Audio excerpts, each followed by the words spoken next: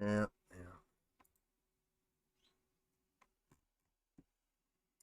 Yep. Yep. Yep. Yep. Yep. Yep. Yep.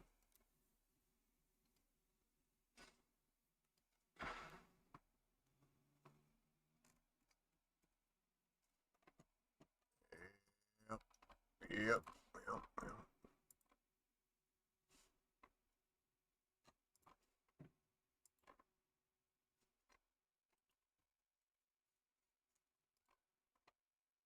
I like to move it, move it. I like to move it, move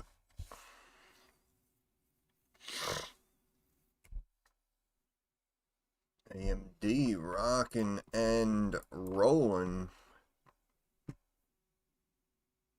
Damn.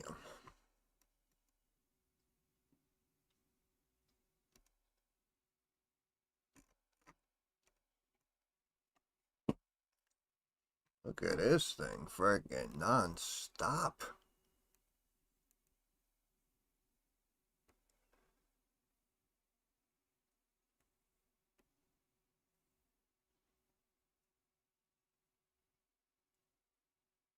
Holy shit.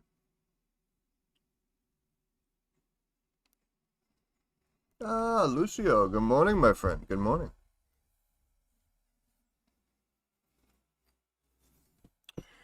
And it's a beautiful morning. I think I'll watch my stocks for a while and just smile.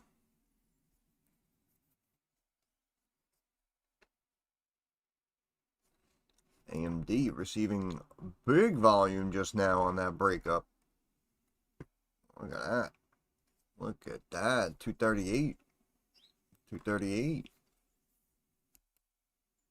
Freaking thing's a powerhouse, man. See that? They brought it to 240, then they brought it down like 10%. Look, back to like 218. Boom, right back to 240. Boom, boom, boom. Hey, Killian, doing well. Doing well. Hope you're doing well. It's Wednesday. Everybody works on Wednesday. Wait, it's Wednesday, right? Yeah. I don't even know what day it is anymore. Who cares? Who cares what day it is?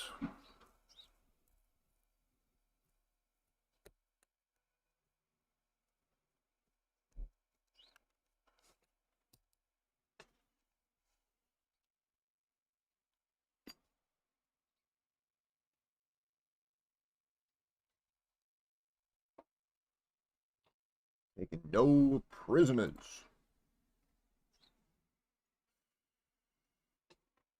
Oh my goodness. This thing ain't even pausing, man. It's just going. It's just freaking going.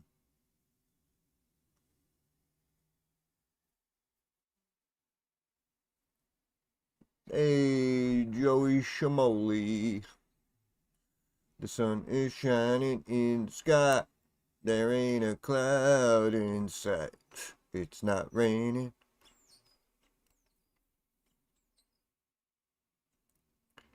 Joey Bag of Donuts, bringing the good vibes. Apparently, also, if you guys have no idea what to buy, apparently you could just buy gold and silver. Because they have been phenomenal. Absolutely phenomenal. But of course, we already knew that, right? We spoke about that months ago. We were talking about hyperinflation, the devaluation of the dollar, and we were saying basically, really, whether markets are up, down, or sideways.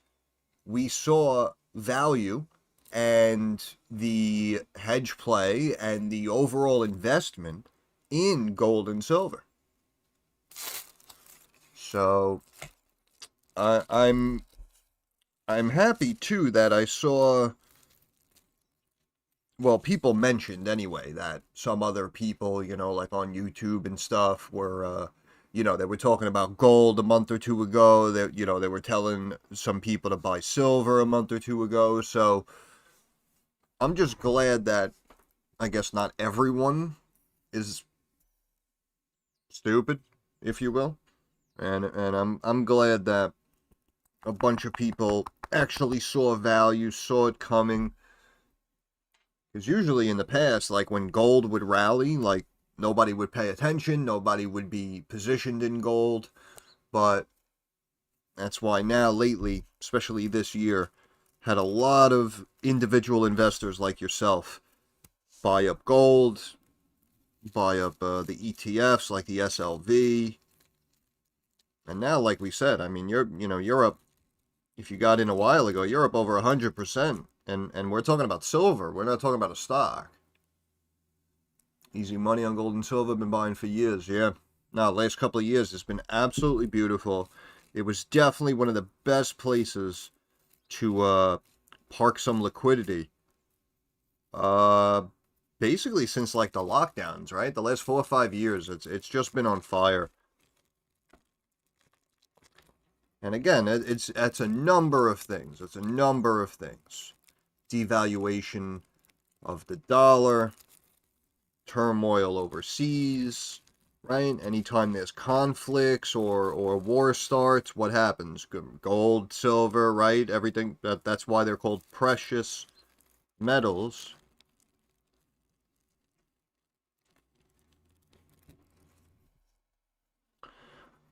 But also, if you happen to miss gold and silver, listen, don't beat yourself up. It happens. Again, in this day and age, with people talking about, these random high-flying stocks and everyone telling you to buy, Palantir and crap, I understand if not many people kind of are attracted to gold and silver. But as we say, we know what we know, right? The play is the play. And that's why even when I made the videos, I was like, yeah, silver, listen, it's boring, it's going to be slow, but you can make some good returns. And I remember doing videos back $22, $20, $24, $27 an ounce. Now it's $53 an ounce. Are you kidding me? Are you kidding me?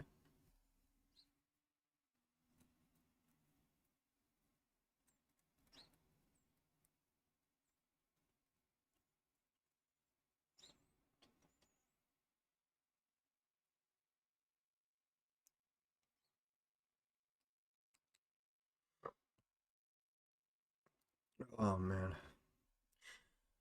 I'm just glad I know a bunch of people jumped in those DraftKings calls. So I'm glad we had a really nice pop today. Actually, looks like it's gearing up to go even higher, but yeah, this was the line, right, that we were looking at again over the last couple of weeks. And I said we were right there at the close, and now boom, today we have a pop. Was up about, almost like 4% at the open. And now technically it looks strong. It's back up above the line, so you may see a climb up here to 37 actually. What's today? Wednesday, right? Yeah. So yeah, by Friday, I mean, you could see 37. I just don't know if they'll pump it up 3% again tomorrow and then again Friday. You know what I'm saying? So that one might be hard to gauge, because now I feel like in order to now kind of screw over some traders, they might drop it back first to retest and then bounce it. But DraftKings overall, yeah, worked out very, very well. And I was a little early, of course, because it kept dropping. But that's why, as we approached the end of that week and I saw those calls weren't working out, that's why I was very, very confident in saying, if you guys buy DraftKings, wait a little more time. If you buy 1017s, if you buy 1024s, the calls, right, they would have worked out well. And that's what I mean. I only had a few, but, back here, that's when I repositioned into this Friday's calls on DraftKings. And obviously, they worked out very well. So listen, sometimes it really sucks and it really hurts when you kind of know what's going to happen, but they delay it and you end up taking a loss. But as we say, you know, if the analysis is the analysis and we know what we know, then if we were expecting whatever, you know, a sell-off this week and it didn't happen, then we have a good chance for it to happen next week. And, you know, sometimes you just got to roll out more funds with more time, you know, and sometimes you get the call right, but the timing was off. And sometimes you get the timing right, you know, but you picked the wrong strike price. So again, takes time, takes experience, and of course, takes a little bit of luck. Takes a little bit of luck. You know, sometimes you just need to wake up and have everything go your way.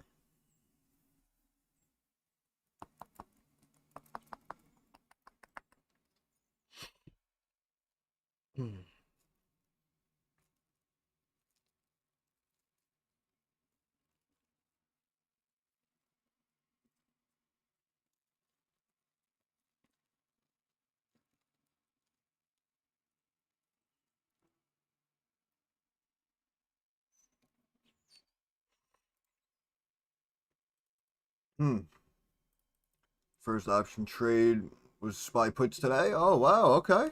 Awesome. Awesome. Well, it should be up a few bucks, right?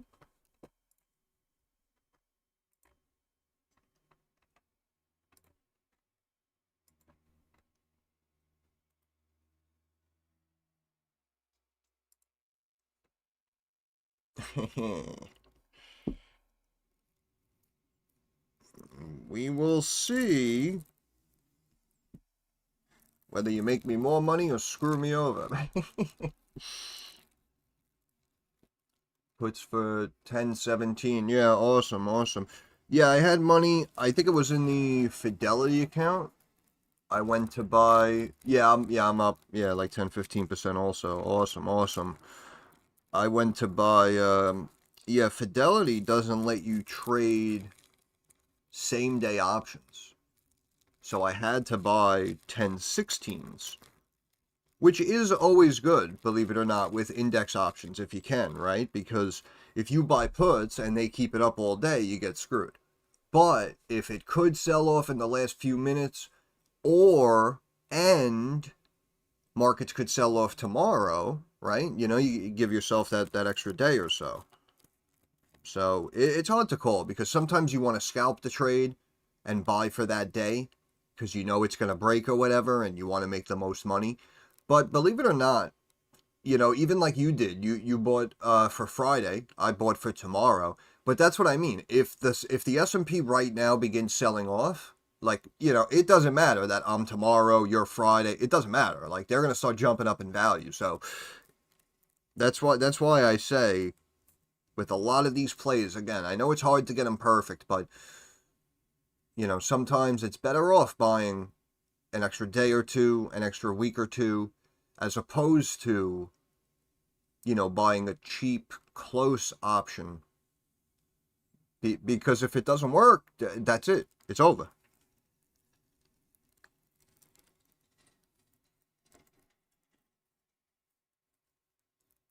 Risking it for the biscuit, baby. This is how we do it. This is how we do it.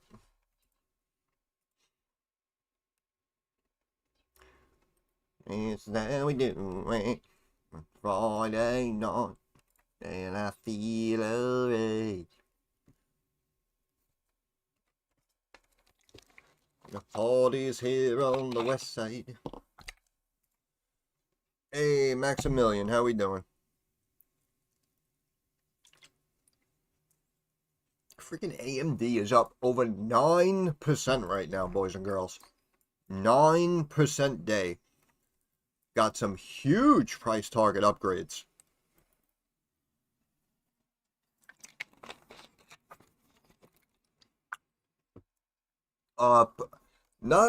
Not personally, but there are people in here like that guy Delhi. There's a couple of people. That Punjabi guy.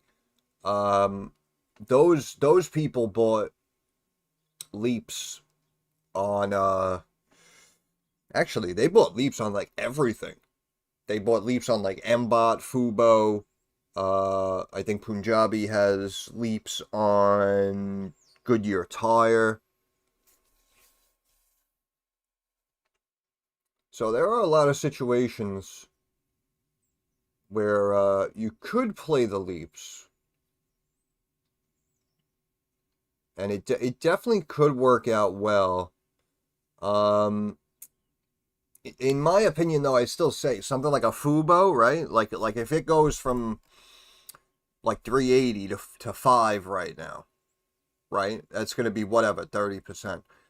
But with a cheap stock like that, the options may not actually move that much. So you kind of need the best of both worlds, right? Like in my opinion, I would play something with a few more points to it, right? Some like if you were able to buy like DraftKings like 40s or something, right? Like that may pay off big. If you were able to buy, like AMD freaking 300s yesterday or something, you know what I'm saying? You play something like that that's really going to grow and really going to get multiple points in the money for you. So that's why, people are saying something like MBOT, oh, it's at 3, I'm buying, $4 or $5 calls, 9 months out, a year and a half out. And it's like, it could work out well. But also at the same time, the stock is so cheap that you also probably want to own the shares as well. Because the options may explode, but if MBOT really starts rocking and rolling, all of a sudden the stock's at 20, yeah, the options will be up big, but of course the stock will be up 600%. Right? So if it's that cheap and you could buy it in size here at this point as it's up and coming, that this is where you want to own the shares. Because again, I spoke about if you want to hold it for 2, 3, 5 years, if you really want to hold a position long term, what happens is the company starts beginning to grow exponentially. And then what happens is you come all the way back and you have a cost basis on something like MBOT at like 280. And then when it's up at $18, $22 a share, it could be moving, 280 a day. And now you're compounding and doubling your investment essentially day by day. You understand what I'm saying? So, that's why I do it the way I do it as well. Because I understand all of you aren't going to stay married to these stocks and hold them forever. I know eventually you guys are going to take profits. But in the end, that's the way I look at the investments. And that's why I stayed very diligent on the few investments we have, right? Look at something like HGRAF, 10, 12, 15 cents a share. Now the stock's up close to $2, right? So now that's what I mean. Now it's like moving 10, 15 cents a day, right? So now every day you wake up, whatever you started with, oh, I put 1,000 into HGRAF. Now you're making 1,000 a day, right? That's why I stay focused on so many of the stocks that we spoke about. Soundhound, again, cost basis $3, $4 and change even if you want to go to the top end of the range. Stock right now is above 20. MBOT, same thing. Stock was $1, right? So we get up to 18, 22 a share. We're going to be moving $1 a day. You would have been doubling your investment daily as the stock went up.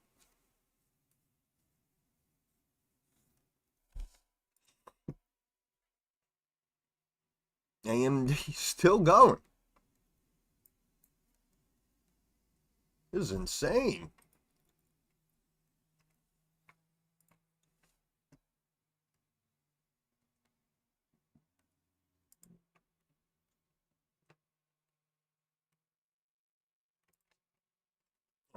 Digital, please, in the earnings chat, please.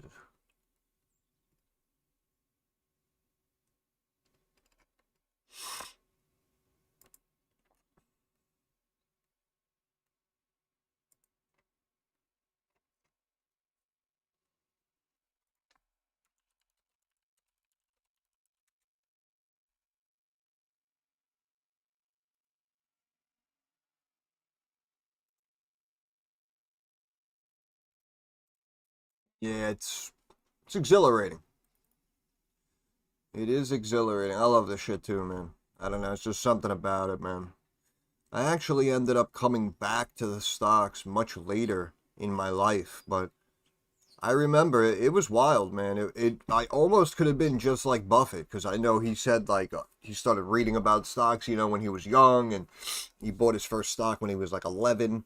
I remember, man, going, because my father used to have a bookbinding factory, and I remember just, going to work occasionally with him, and, I'd be hanging out in the office while he took care of a few things. And I remember flipping through the newspaper one day, man. I was like 9 years old.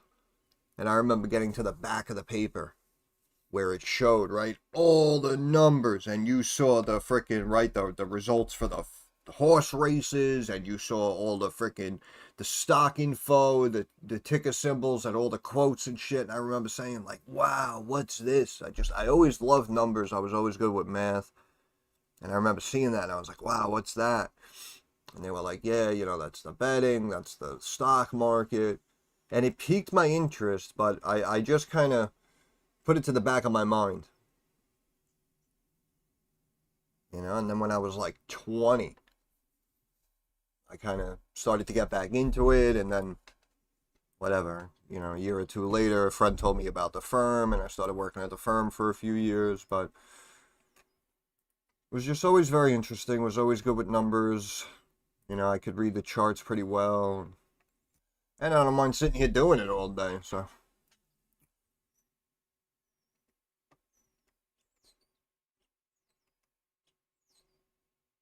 Freaking silver almost up 3%.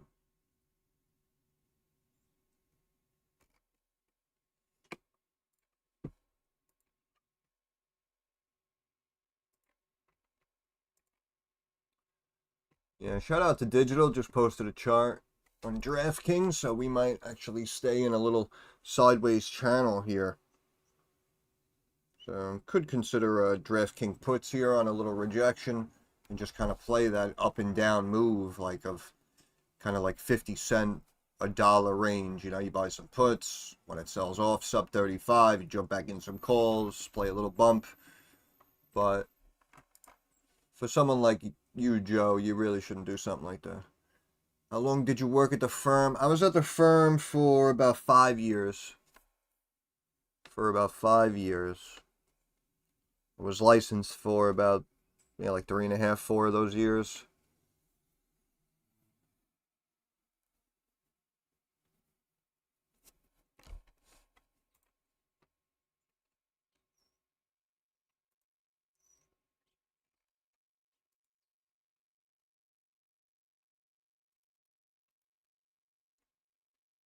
Anytime, Joe, anytime.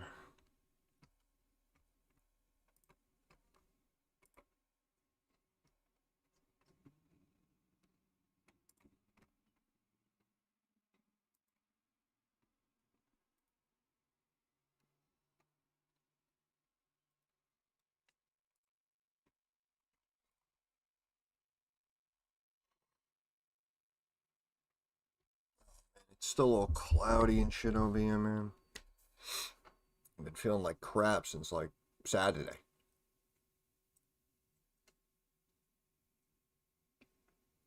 Yeah, just keep it simple, Joe.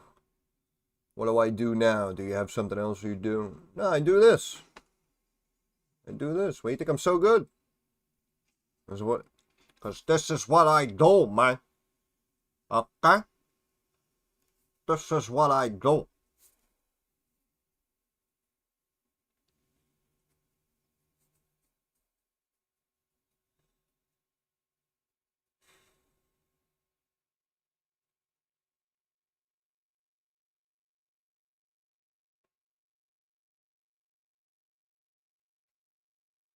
The eyes never lie, chico.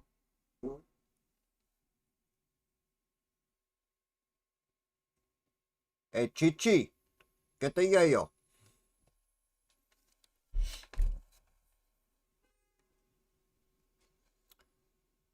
Yeah, nah, like I said, I was always good at this, and I don't know, I'm a simple guy, I'm not, like I said, I don't mind sitting here just hanging out, and whether we're on stream or whether I'm just sitting here watching the S&P, or you know, finding random stocks that no one's talking about. I don't know. I don't mind doing it, you know? Right now I don't mind doing it. I've been very good at it. Even before I made the channel, I was telling people, oh, you should buy this, you should buy that. No one ever listened. Again, never really had capital of myself, of my own. Because when I was a broker, it was 100% commission. So, you know, it wasn't like I was making, you know, 80 grand plus commissions and I was able to buy shares of, you know, Nvidia and some of these stocks 10, 12 years ago, right? Obviously, I'd be set.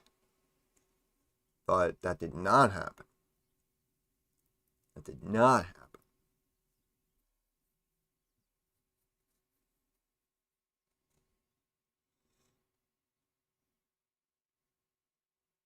However, everything happens for a reason, right? And somehow, that fucked up life path that I went down has brought us together here today.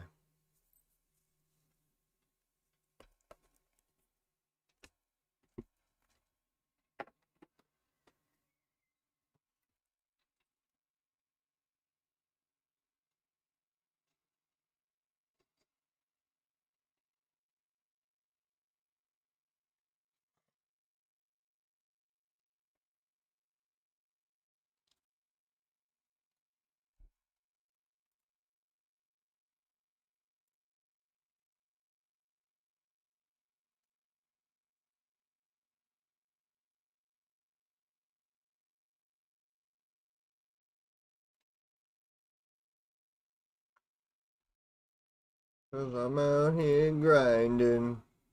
No, no big deal.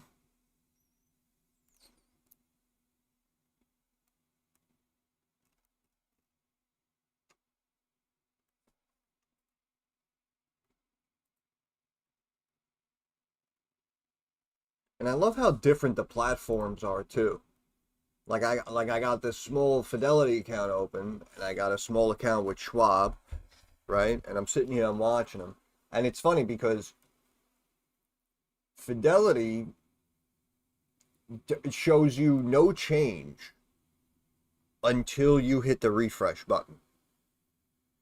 And it's funny because Schwab is showing you the changes, but the whole account value doesn't change unless you refresh the page. I don't know, man. It's just funny shit. It's just, I feel like there's all of these platforms, but it's like they're all kind of correct and they all like just can't do it right. I don't know. I don't know. It must be a patent issue or something. It must be. It must be. Because the fact that, well, actually, I mean, TD was a great platform in my opinion. So of course, Schwab said, well, we can't just make our own platform as good as this, so we'll just buy their platform. Unfrickin' real, man. Unfrickin' believable. I miss those days, man. You used to move over. It could be a small amount, too. I mean, you could move over like 50, $100 in a TD account, and they would let you immediately buy shares of stock, and the next day they would let you trade options with it. And now with Schwab, I mean, if I move over $10 right now, it's going to take like 2 weeks before the funds are cleared and I'm able to buy something with it. So we literally took the best trading platform in my eyes and now turned it into the worst freaking platform in the world.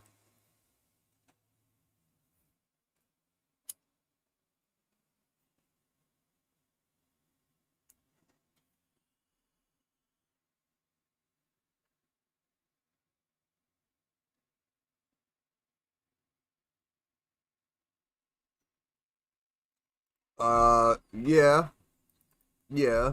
And I know what Tesla just had some decent deliveries, but also it was in the technicals kinda. I know it's breaking up and out now today, but again, we kind of seeing this long-term triangle.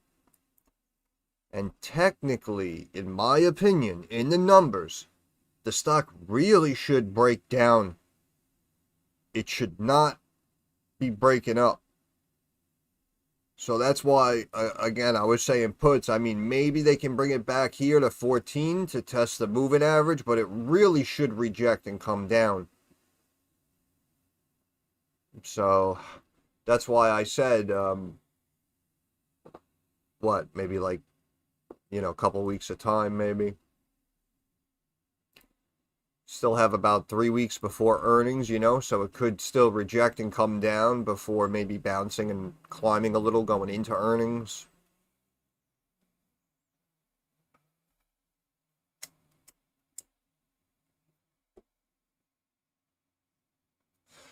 Just my opinion. Options are risky. Keep that in mind.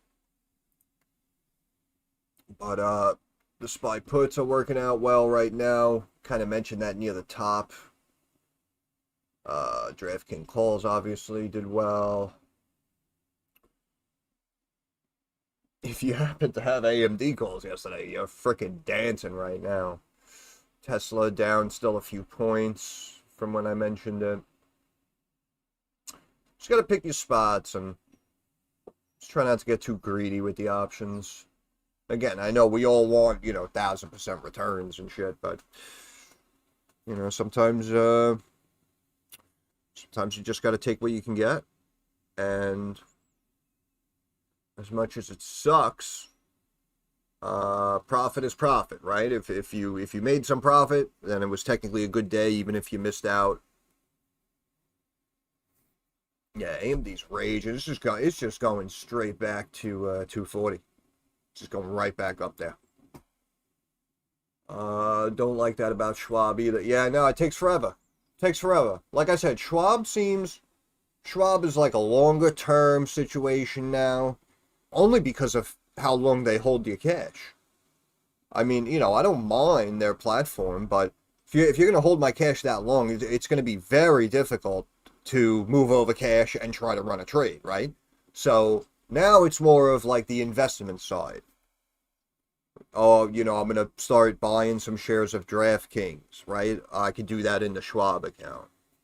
So, some platforms are better for trading now. Some are better for investing. TD was the best, though. I couldn't believe that, man. I couldn't believe that. And I remember I was like looking around and like, checking out their tools and running trades. And I was like, oh man, TD's awesome. I should have opened an account here years ago. And then all of a sudden, oh yeah, Schwab is absorbing TD's trading platform. I said, oh, that's it. That was the end of that.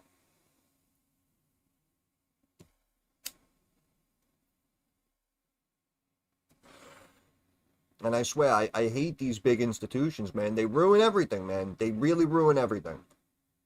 When I first started trading, there was one site called Trade King, which was cheaper for options than like all the other firms, all the other investment bank websites, I guess you could say. And there was no minimum. At the time too, a lot of them had minimums like E-Trade and shit. They all had like 2,500 to 20,000 minimums and stuff. And Trade King was all about the small people, options were whatever. They kept them down at 60 cents at the time.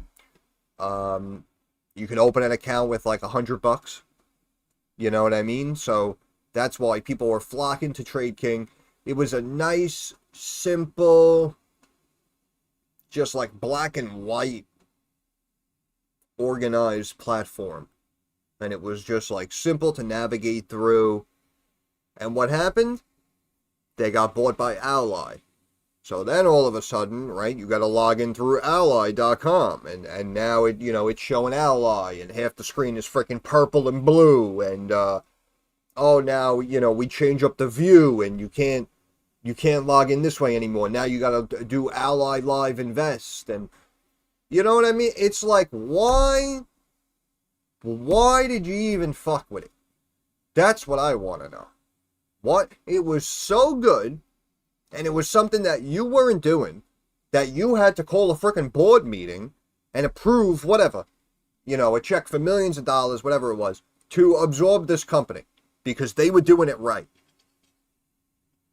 and then you get control over it, and you freaking change everything. To this day, I will never understand why businesses do that.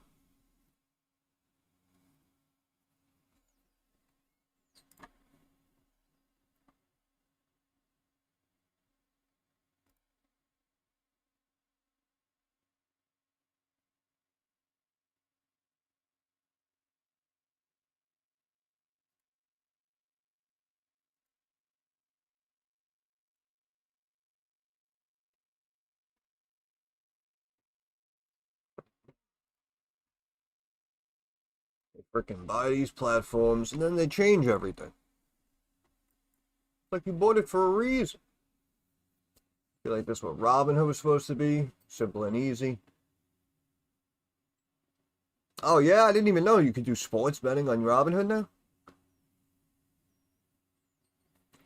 Yeah, the crashing, let me tell you something. First of all, I mentioned a while ago that in my opinion, the Robinhood business really wasn't that good. The numbers weren't that good, and the stock should have been lower.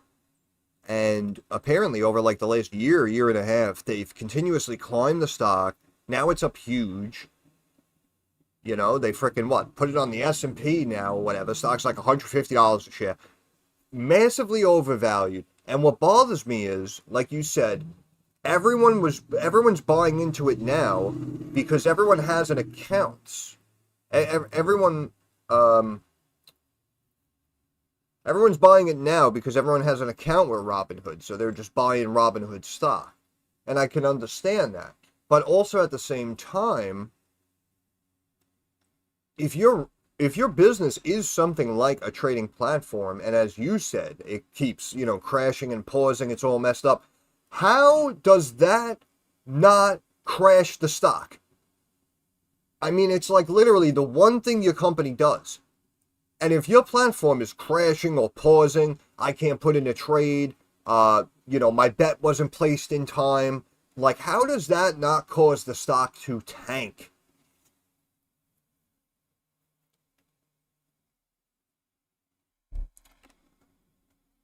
Sports betting, college, yeah, I never heard of it. What's up, digital? Sports betting is everywhere now. I don't know, I'm surprised. See, that's what I mean. That's what tells me, in my opinion, that Robinhood is not a real player in the trading platform investing space. Because there is so much money to be made in a company like that. If I was to just sit here and imagine you guys had to send me $1 every time you bought or sold an option, right? I mean, think about it. You know how much money I'd be making? And that's why I say the trading platforms, that's like a license to print money right there. So if you're struggling that much, their business, their revenue was not consistent over the last several years. And now to generate more revenue, you're taking on sports bets? That's what I mean. In my opinion, Robinhood's a total piece of crap. And the fact that the stock is up and now on the S&P is a joke. Is a joke.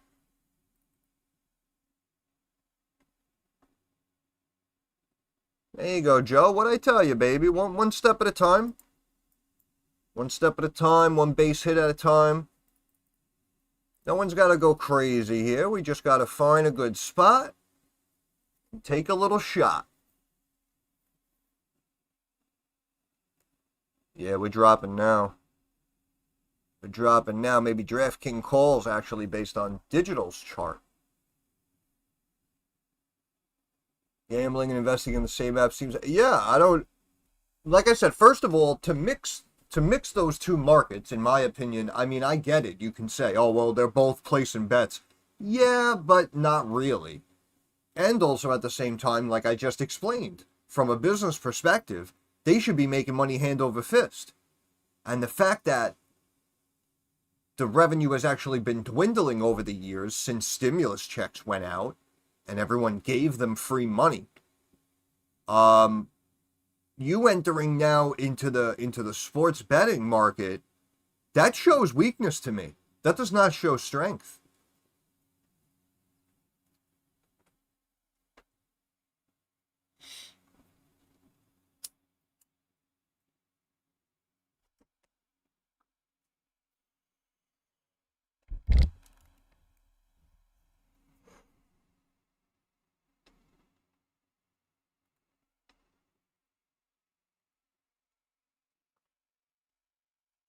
I'm about to download the software for this Logitech mouse and just unbind all of these buttons. It's just so sensitive, and they're everywhere. They're all over this mouse. And like anytime I go to grab the mouse quickly or bump into it the wrong way, that's it. I push a DPI button. My sense is now 3 times as fast. I gotta freaking reset the whole. I don't know. Maybe I'm just an old man. Too old for this shit.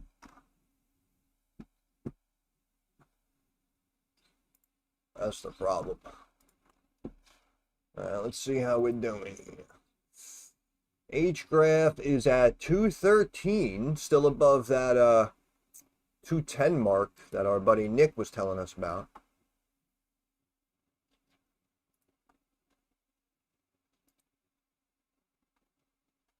Yeah, see, I love it. You gotta, the prices are moving, but you gotta refresh the page. God, it's so weird, these platforms, man. Like, who decides how this shit operates? Because they don't know what they're doing. The old man for the win. I love you, brother. Thank you for the support. Appreciate it. Show your love to your local old man today.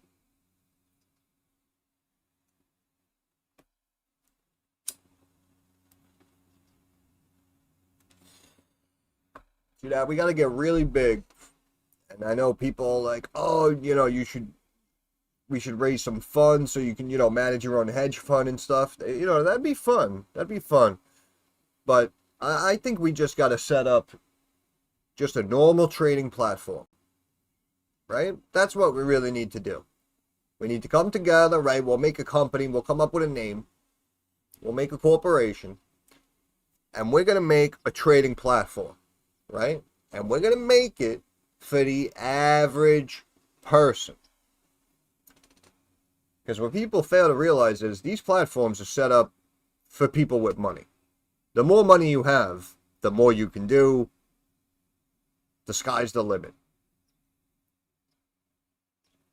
Right? But if you have a little bit of money, oh, you got to wait all these days before the funds clear. Oh, you got to wait all these days before you can, you know, withdraw $20 if you want to. Like Fidelity now. Oh, this option's expiring today. You can't buy this. It's like, dude, like the market opened 5 minutes ago. Like, you're telling me I can't buy an option expiring today? Oh, no, you got to buy tomorrow. Oh, okay. Just dumb shit.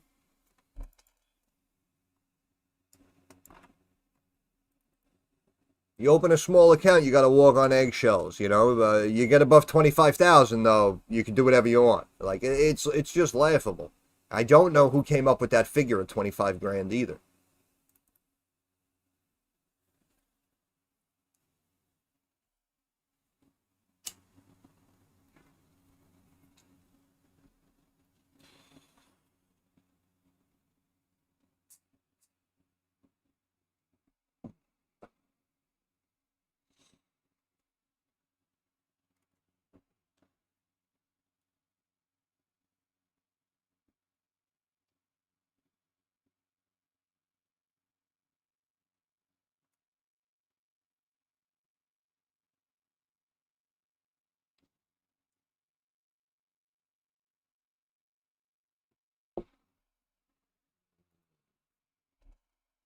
Get knocked down, back it up again.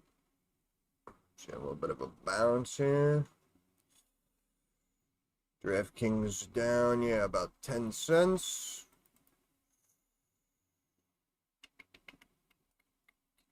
I'm turning Japanese. I think I'm turning Japanese. I'm relating. So, sign them up for the numbers trading app. Yeah, baby, it's coming. Down the line, it's coming. It's going to be a nice platform. You're going to go on, right? It's going to be nice and simple, right? You want to, like, trade an option. It's going to be, like, you know, 1-2 clicks. Bang, bang. Nice and simple. You move money over. Like I said, whatever the rules are, whatever bullshit rules they say, oh, you got to hold it for, you know, 3 days, 5 days. I don't care. Whatever they say, I'm going to do half the amount of time. That's going to be my appeal. Half the amount of time. I don't even care if I lose money the first couple of months. It's like, oh, they hold your money for freaking 5 days? I'll give it to you in 2. How about that? if at 25K you can do whatever you want, what can you do at 100K? Blindly invest into crypto coins. That's it. Well, that's the strategy though, right? That's the best way to do it. You take 100 grand, and what you do is you buy 10,000 coins. Just put a couple of bucks everywhere. One of them is going to explode, and I bet you make your 100K back, huh? How about that, huh?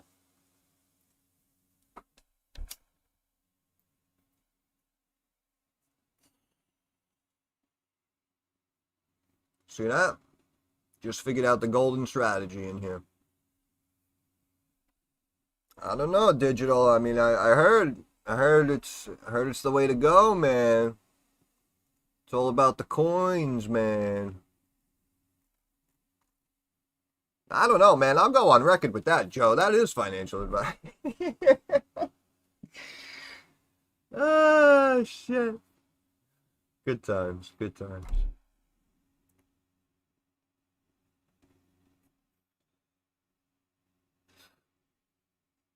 Yeah, I just don't get these coins. I mean, listen, Bitcoin, like the couple of big ones, they started out, and people try to explain to me, oh no, it's the blockchain, like there is value there, and people tell you, oh, if you transfer like a big amount of money, if you do it through crypto, it's quicker and cheaper. That's what I mean. Like something like that, like a couple of crypto vehicles makes sense, right? It makes sense when you break it down like that. Like, okay, yeah, I can see the appeal of it. I can see the value behind it. I can see why some people with, some bigger wealth would want to maybe have X amount of dollars in crypto liquid, right? That makes sense. But now you fast forward, it's only been, a handful of years. You fast forward now, and there's freaking 10,000 coins. And it's impossible. It's impossible.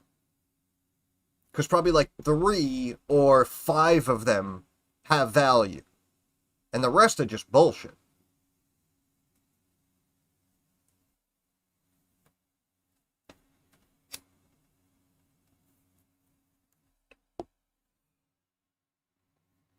And then people try to come back and say, well, stocks are bullshit too. I mean, they're all worth billions of dollars. And it's like, listen, I appreciate your argument. You definitely do make a point. You do make a point. But the difference is, a lot of these companies actually do shit. Right? Like these companies are out here doing shit. So, you might think, Campbell's stock is overvalued, but they're still a household name. They've been around, whatever, freaking 100 years. They're still bringing in freaking, whatever, like 2 billion a quarter. They pay a dividend. You know what I'm saying? Like, they're running a business. They're generating revenue. They're actually doing shit. Oh, Hershey's overvalued. Yeah, same thing, though, right? They've been around, whatever, freaking 150 years. They make chocolate bars. Everybody knows where they are. They sell their products everywhere. They're creating something. They're manufacturing something. They're providing a service. They employ 10, 30,000 people, right? That's why there's value behind the stock. See, that's what people don't understand. Because technically, when you're buying shares of stock, you're investing into the business. And that's the way, someone like Buffett looked at it. And that's why the average random stock holds much more value and much more truth, much more validity behind the value. They're all actually doing something and making money and employing people. Some random BS coin that, Electronic Arts just made on their website or some shit. Like, you know what I'm saying? Like, something like that don't have a $1 billion market cap or whatever, that you're bringing it to market and you're selling freaking digital coins of the digital coin or whatever the fuck it. I don't even know how it works. But how does that have value? That has no value. That literally has no value.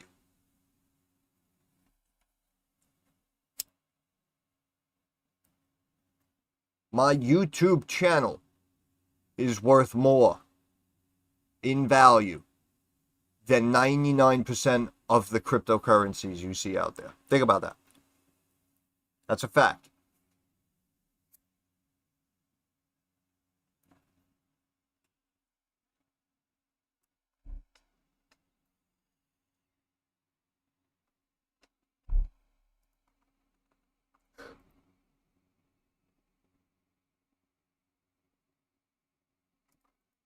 Yeah, the NFTs, that confused me even more than the crypto.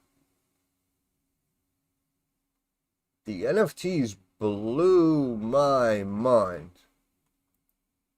And then they were showing what? There was like a freaking, like a llama with sunglasses on or something, and they're like, oh, this is the rarest NFT. It says who? Right? Like, says who? Since when? Why?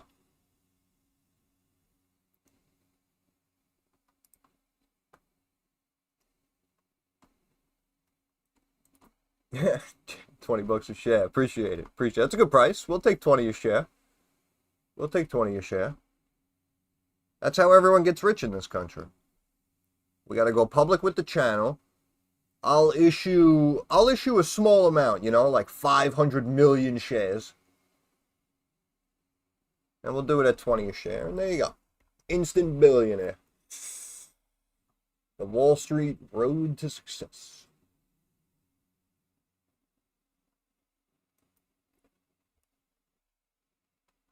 Yeah, I just didn't understand the value behind it, man. Like, oh, I have this digital picture.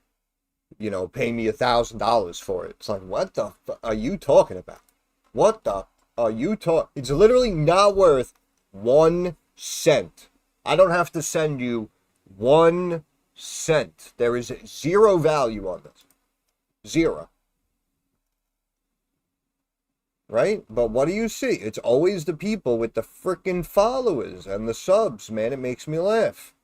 Right? Who'd you have? Like those frickin' Paul brothers or whatever, right? Didn't they like scam people out of millions of dollars with NFTs? And who else is running pump and dumps and doing their own meme coins and shit? Like, I can't, bro. I can't. I can't. And then people come in here and they're like, oh, what do you think about this coin? It's like, bro, are you stupid? Are you stupid?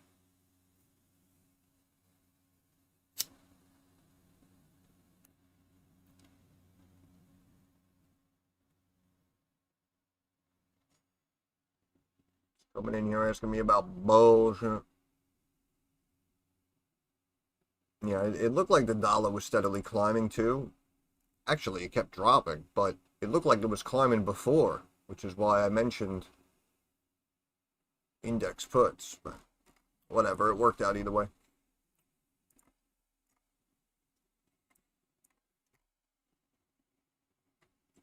But yeah, I laughed my ass off when, like, the rate at which we pick winners in here, and then someone will come in and be like, oh, do you do crypto? I'm looking at this coin. It's like, you're an idiot. You're an idiot. You're definitely lost, I'll tell you that much. I mean, I'm sure there's people in here who do crypto, but at the end of the day, I mean, again, we know what we know. We're seeing the success in real time. And if you're doing something this well, why the hell would we be talking about crypto or any bullshit?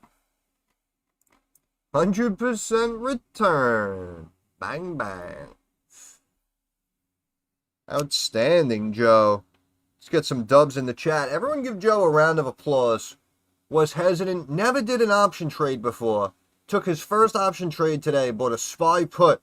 Look at that, up 100%. Look, still dropping. Look at that. Even if you're greedy, you're still making money. Look at that. Outstanding. Very proud of you, brother. Very happy for you. The first options trade, and it's a dub. Good shit. Yeah, it's still going up. Yeah, I had a feeling the markets would kind of pull back maybe to flat. So, yeah, SPY puts, definitely a good call. Very glad you took that shot. Very glad you took that shot.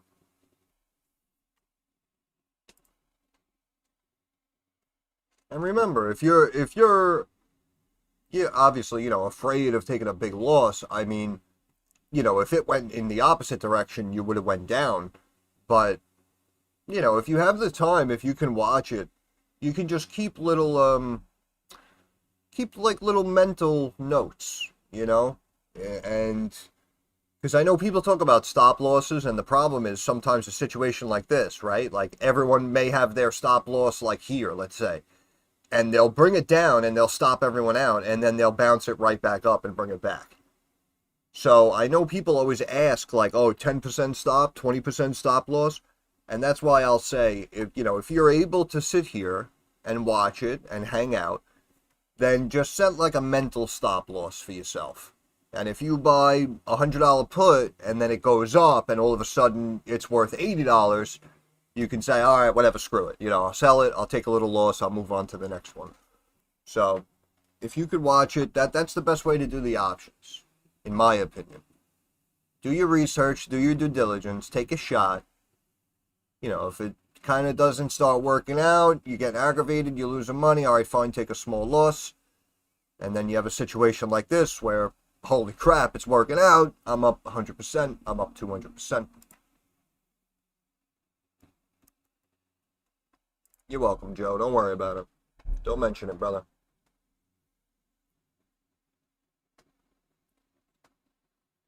Yeah, that's also true too. I watch it usually tick by tick in the 1 minute time frame. And there are a lot of other technical option traders out there who will tell you, oh no, I like to use 3 minute time frame. I like to look at, 10 minute time frame. So, again, everyone's different. But also that's what makes options great, right? Because you can trade an option on a quick break, and 3 minutes later, 5 minutes later, you can sell it, you can make money. So I understand why some of the traders look at different time frames, but at the end of the day, the options, the immediate short term, like we speak about, usually moves off of immediate short term technicals, right? That's how the trading is set up. They trade off technicals with their freaking algorithms and shit. So that's why, like, when I saw like this B line, like the way we were heading straight up, right? I knew it looked like we were ascending too quickly, so I knew like puts were in play here, and then we slowly started to come back to reality a little bit and cool off, right? And even if we didn't have this big break, we would have had this either way, right? So that's what I mean. Sometimes you just got to play the momentum. It's hard to describe. It's hard to describe.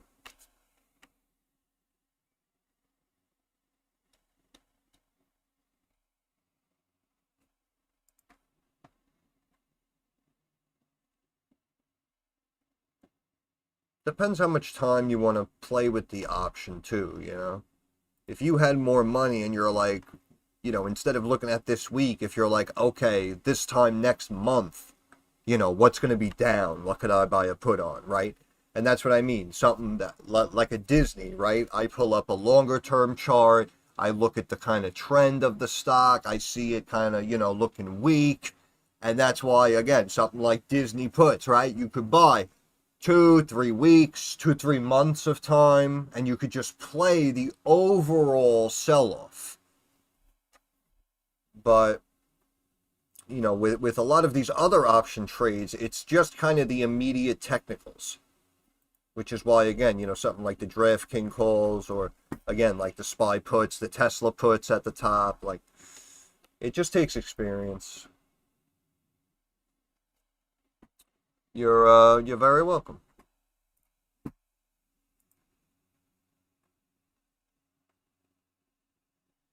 Yeah, my SPY put I bought before is up pretty big. And we just bounced. Still up pretty big. HGRAF live quote 214. 214. So it seems to be holding that 210 mark we were talking about.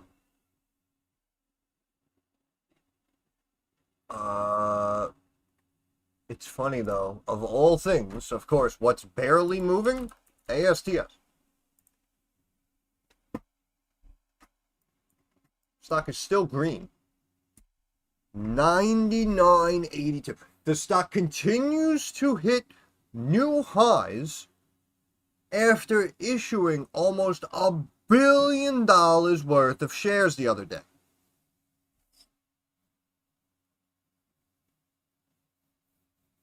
Are you kidding me?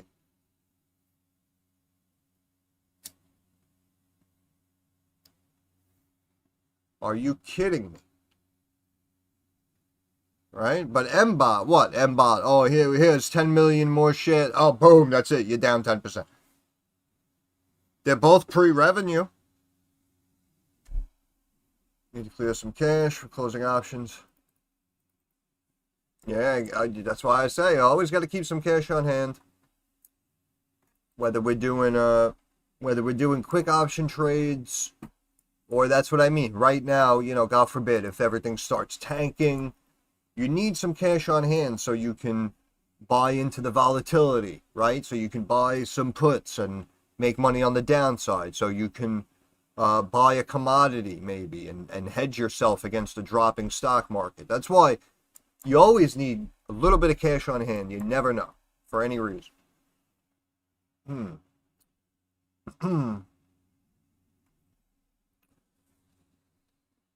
Yeah, Eugene, it was just the other guy, Nick, that's in here, was just telling us that it looked like 210 on HGRAF looked like a pretty key level for the stock to hold.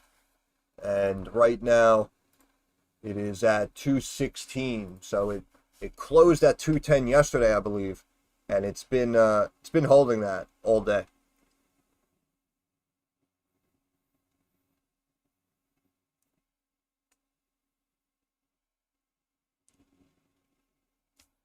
Yeah, digital for sure. That's what I mean. If you're able to give me my money the next day, like that's game changer. That's game changer. That's why. Think about how many times I was like, oh, I like this, I'm gonna move a few bucks over, and then you gotta wait a week and a half before you can use the money. It's like, what the hell's the point? You gotta be a clairvoyant to frickin' move this money over and use this account for trading. You're going to have to freaking move money over today because you're going to know that on the 28th, you're going to need it cleared and available or some shit. You know what I'm saying? Like, who the hell thinks like that? H.C. Wainwright. That was today? I thought that was already there. MBOT 290. Nope, that was today. Price target maintained $12 a share. They didn't even do anything yet. Do you understand? Do you understand? You don't understand.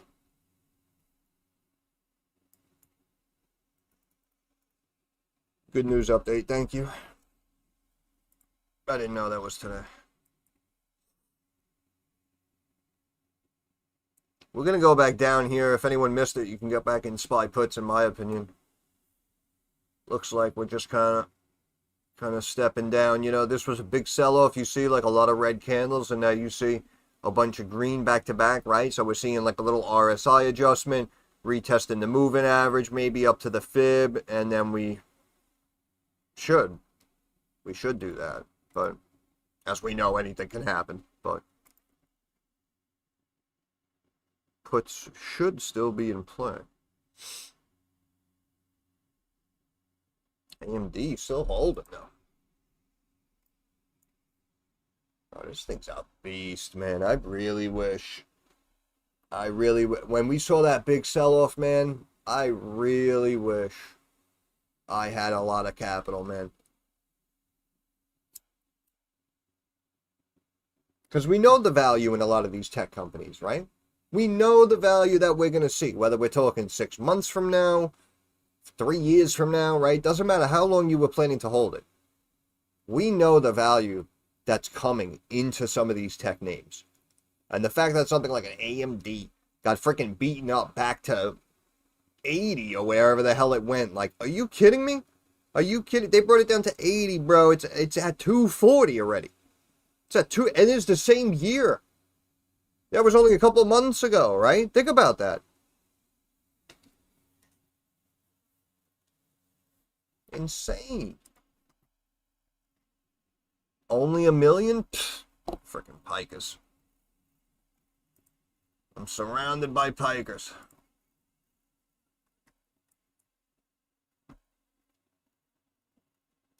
DraftKings still holding. LAC hit new highs out of the gate too. I don't know if you guys saw that. Had a nice spike right there. Look at that. 1052. 50. 1052.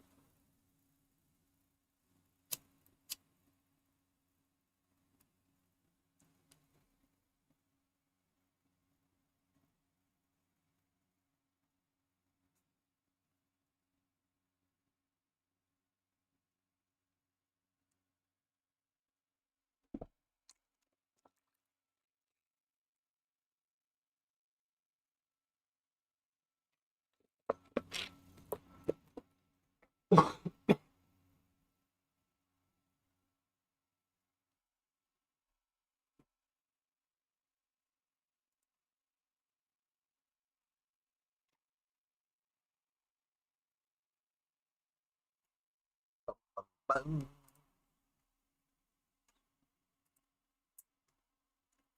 Bum, bum, bum. I still like Disney puts, but maybe I'm just a hater at this point. I don't know. I don't know. Maybe it's me.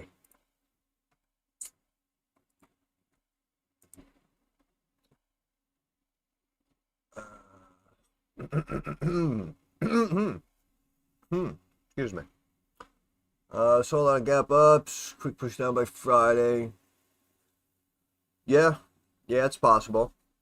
It is possible. Looks like we're pumping now, though, round 2.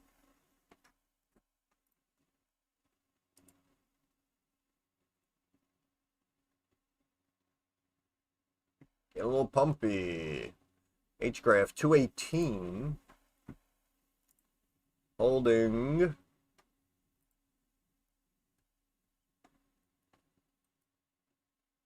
I really can't believe this ASTS, man. I really can't believe it.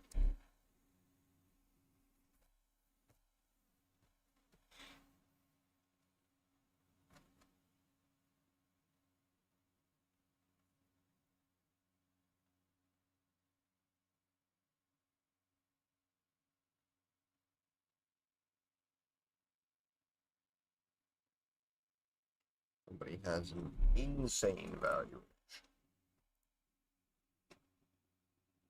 Oh, yields jumped up. Yields are now green. 10 and 20 year.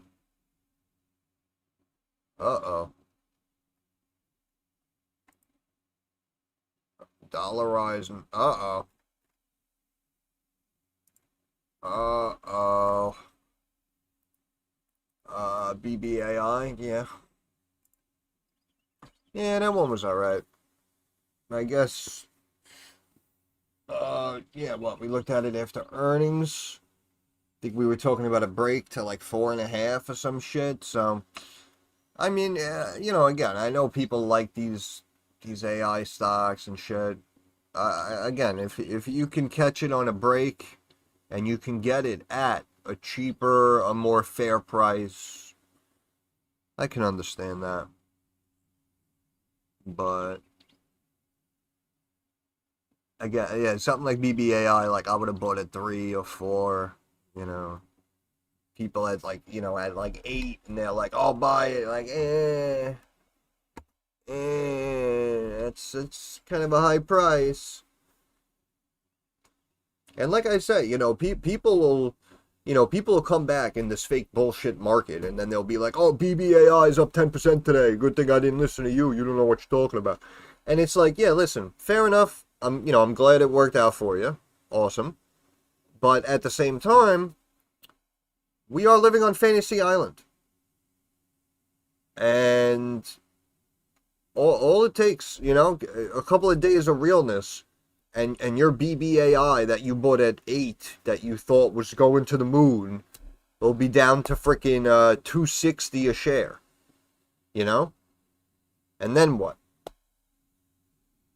That's why I look at it the way I look at it. Not because I don't think your stock's not going higher. You think I give a shit what you own and whether it's going up or down? Honestly, think about it. Think about it. That's why I laugh my ass off when people are like, "Oh, bro, you're fudding or whatever the hell it's called. Oh, who's paying you to bash Tesla?" It's like, what? You think I give a shit?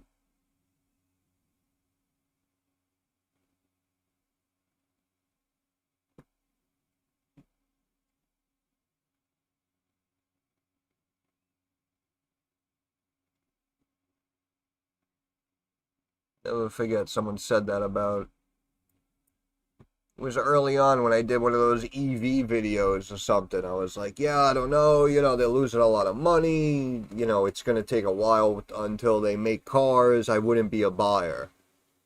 Then I'm getting comments like, oh, bro, this is straight FUD. I think it's FUD, right? FUD or whatever. Oh, this is straight FUD. Who's paying you to FUD? Bah, bah, bah. And I was like, what the fuck are you people talking about? Had to look it up. And apparently, yeah, I don't know. It's like, yeah, I don't know, like making content to bash a stock. I didn't even know what it was, honestly. Had to fucking look it up. You think, I mean, you think I give a shit and I'm going out of my way for some random EV stock? Like, I swear, people are so stupid. Oh, fucking idiots. And you know what they say? You can't fix stupid.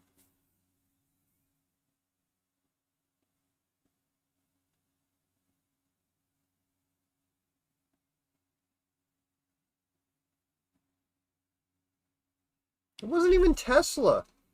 It was like one of the stocks that ended up going bankrupt and getting delisted or some shit. And the guy's like, oh, you're fudding. Who's paying you? I was like, what? Are you out of your fucking mind? How stupid can you be?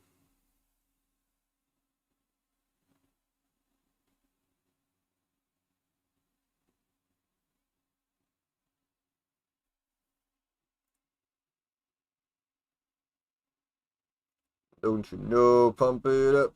You got to pump it up. Gold and silver staying up. Yields just popped up and went green, though. I don't know. I don't know. I don't really know if I trust this kind of rebound we're seeing here. I'm not exactly sold on it.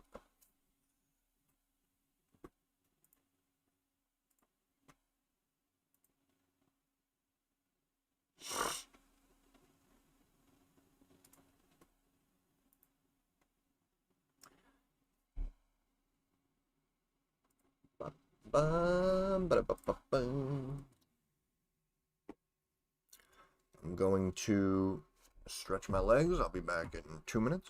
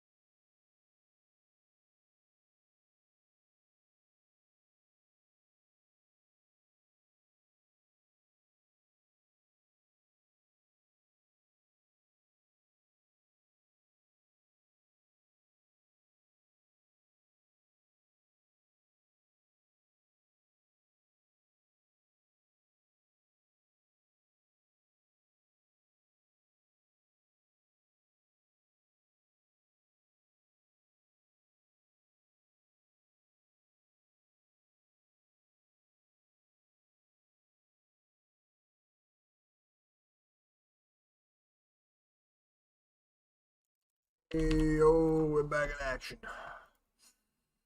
My tummy hurts. I'm gonna have to go to the bathroom actually. Uh, hey, it's Big Nick.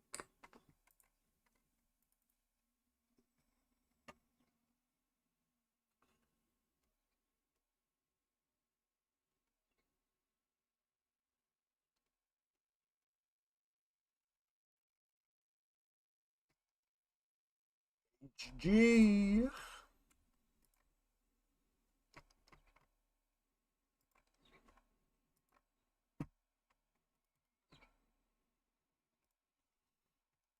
Alright, I'm sorry. I actually do have to go to the bathroom apparently. But, yeah, we could watch HGRAF.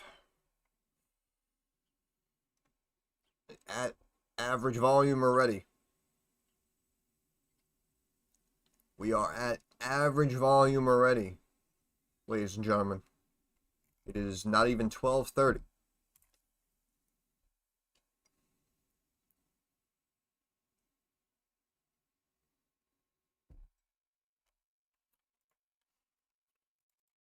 Be right back.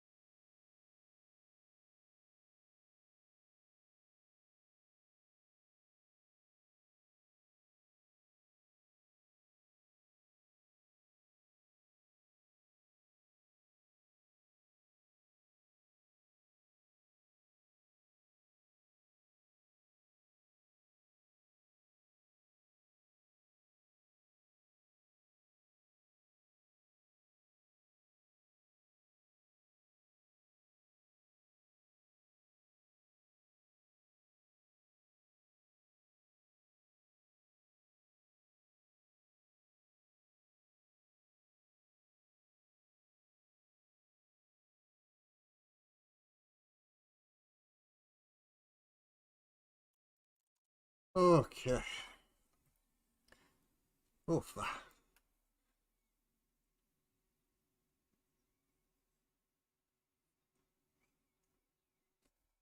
Okay. Tightening. Popped up, went down. Popped up, went down.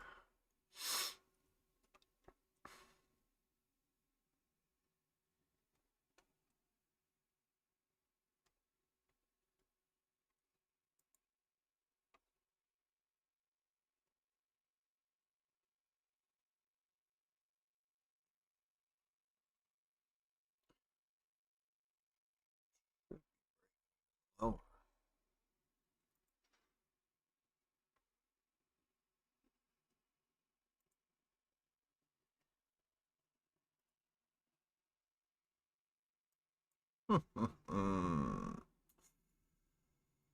I'm too damn good at this shit.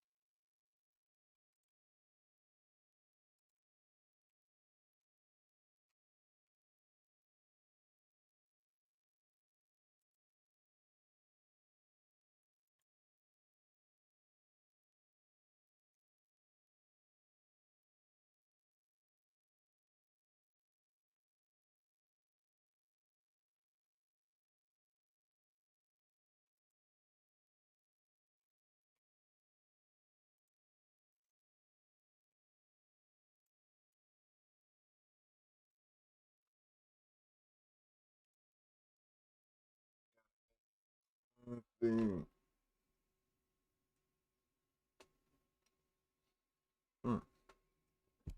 Ah, it's good. Still warm.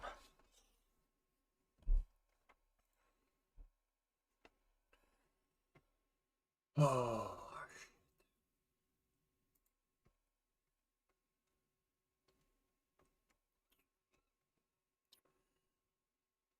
Yep.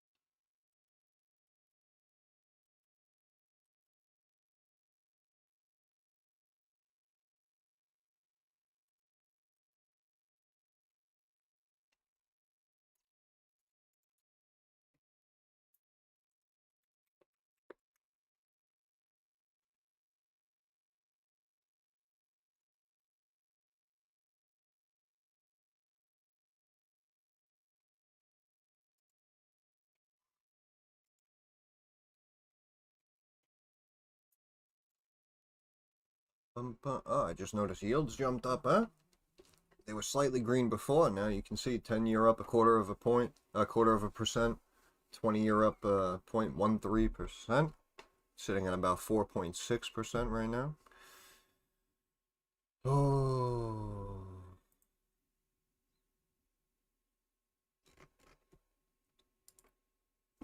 May drop even lower. May take that next leg down. Retail bought the dip in U.S. stocks last week, says B of A. Ah, yes, because they would know.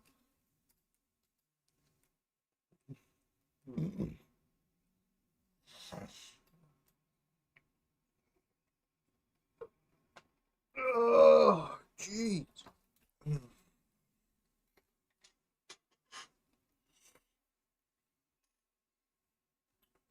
Well, it depends. I mean, 100% gains, that's obviously really good. Usually people will lock something like that in. I do think it's going lower. I still have my SPY put, but I will most likely uh maybe, lock in the profits and run a day trade. Because with the indexes, it's very risky. Indexes, right? So we can see the SPY put up, 200%, let's say, if it sells off into the close. And then, tomorrow and some bullshit, it opens up here. Now you're screwed. So index options are actually much more risky, in my opinion, in this environment than, like DraftKings calls with a couple of weeks of time or something like that. So usually, if you're buying, like today's Wednesday, so if you, again, like I have SPY puts for tomorrow, you have SPY puts for Friday, if we bought Dow puts for Friday, like right now, if we boom, like you probably should lock those in.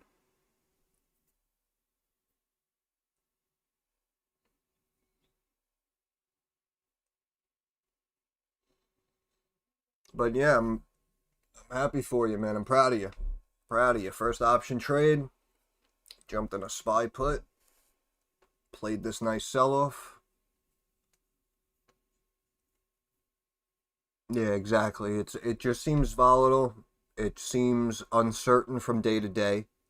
So in this environment, yeah, if you jump up in value like that and all of a sudden you were correct and you're up big, and you should probably lock it in. And remember also, if you lock it in here, right, you could always rebuy, could always rebuy another SPY put a couple of days out, a couple of points lower, right? So just got to lock in the gains where you see them. And this is what we mean when we say, just little base hits, and just keep growing the overall account value little by little. And you see the way the options move, right? And of course, it just as easily could have kept climbing, and the SPY puts wouldn't have worked out. But now you see the way they move, and that's why I say a situation like this, if you could, you aim small, and if you start to see the sell-off, boom, 100%, 200% returns, right? You aim small, and if it continues to climb and you called it wrong, small loss, right? So really what you just got to do is just work within your means. As I say, don't overextend yourself, right? If like $100, $200 options, if that's like a comfortable zone for you, don't find yourself a couple of weeks down the road all of a sudden having like 700, 900 in an options position. You know what I'm saying? That's when it gets dangerous, because then we try to go too heavy, we try to make too much, and then it doesn't work out, and that's it. The account gets burned, and that's what always happens. You're very welcome, my friend. You're very welcome. I'm very glad it worked out for you. And see, one hand washes the other, right? What do we always say? Good things come to good people. And what did you do yesterday, right? You were in here, nice guy, right? Throwing freaking subs around, memberships around. Boom.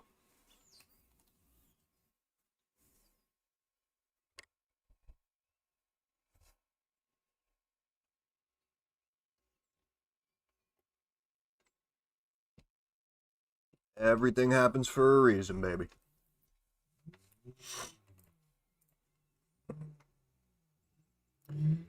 I told you we were breaking down. Told you. Yeah,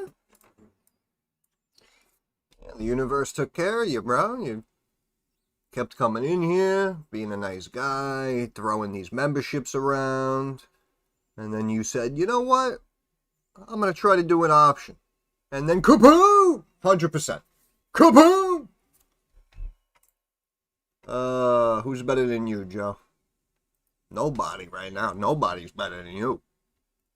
I'm going to tell you that much. We got the Head and Shoulder. Yeah, yeah, it does kind of look like Head and Shoulders. Probably looks cleaner on like the 3 minute or something, but yeah, we're breaking down. So now we may do like one of these. 6686. So like that. 665. So you may see like another 10-12 point drop right here. Which would bring us up about 9 points for the day.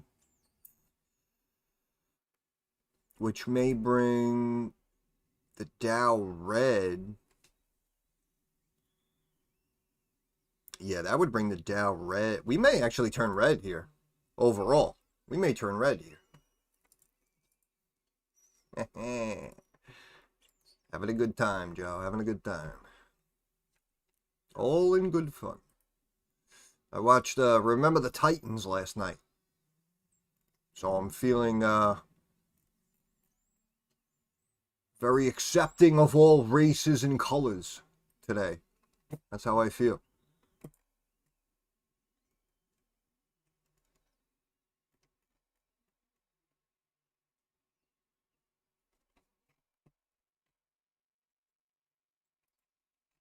Yeah, it's a classic movie right there.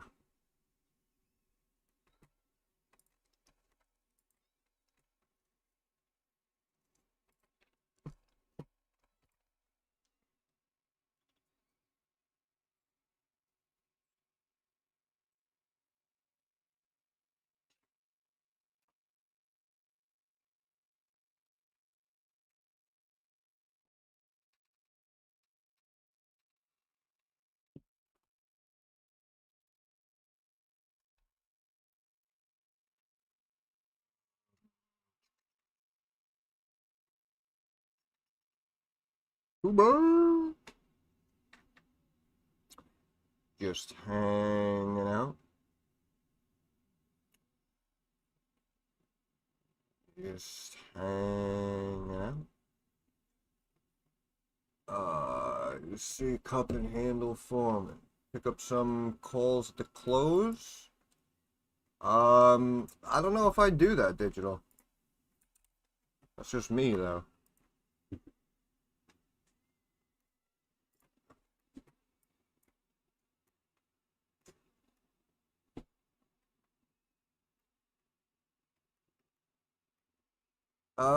I mean, yeah, possibly, but you know, we're going up here, so it doesn't matter.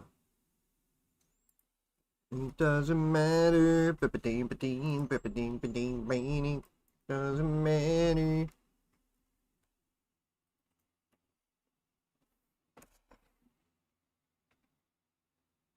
It's all about the technicals, baby.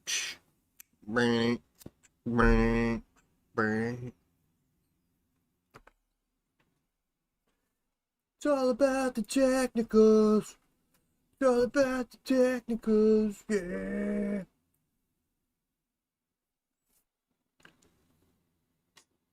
Gotta start making music, baby.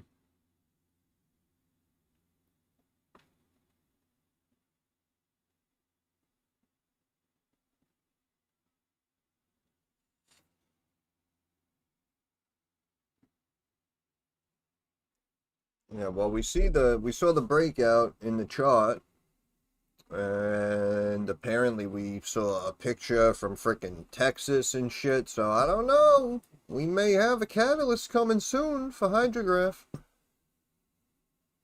Maybe just around the corner.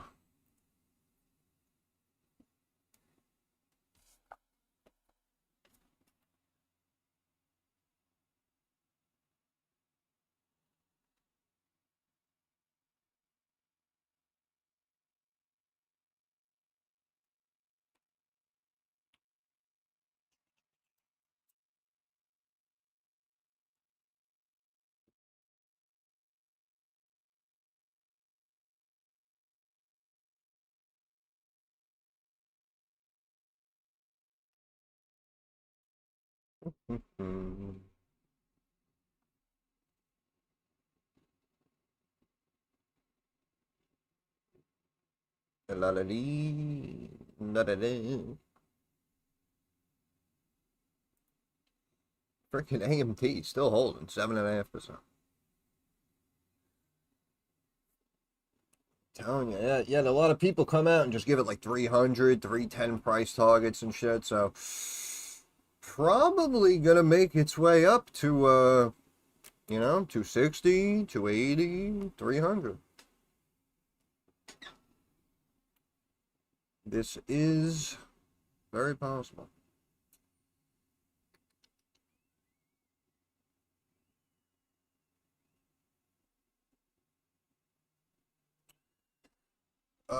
How's like BlackBerry doing?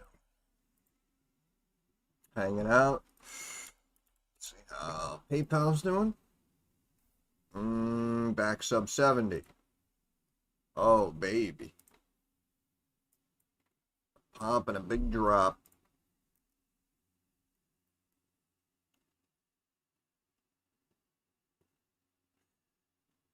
Become UAE's first PayPal linked digital wallet with instant AED withdrawals. I mean, come on. It's gonna be huge. It's gonna be huge. See, the problem is though, markets are dropping, but in general, you guys know how I feel about PayPal. I like that one. Double check Xerox. Uh-huh. Yep. Knew that break was coming. I think it's going even lower, actually.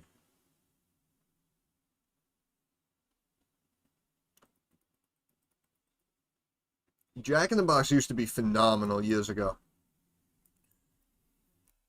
I haven't looked at it in a while, but used to be nice.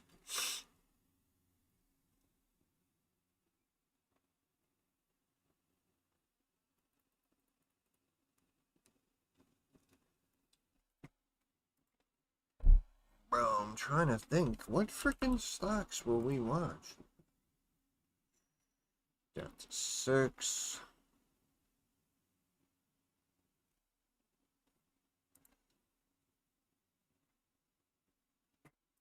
Bad, not bad. Maybe ready to bounce right there.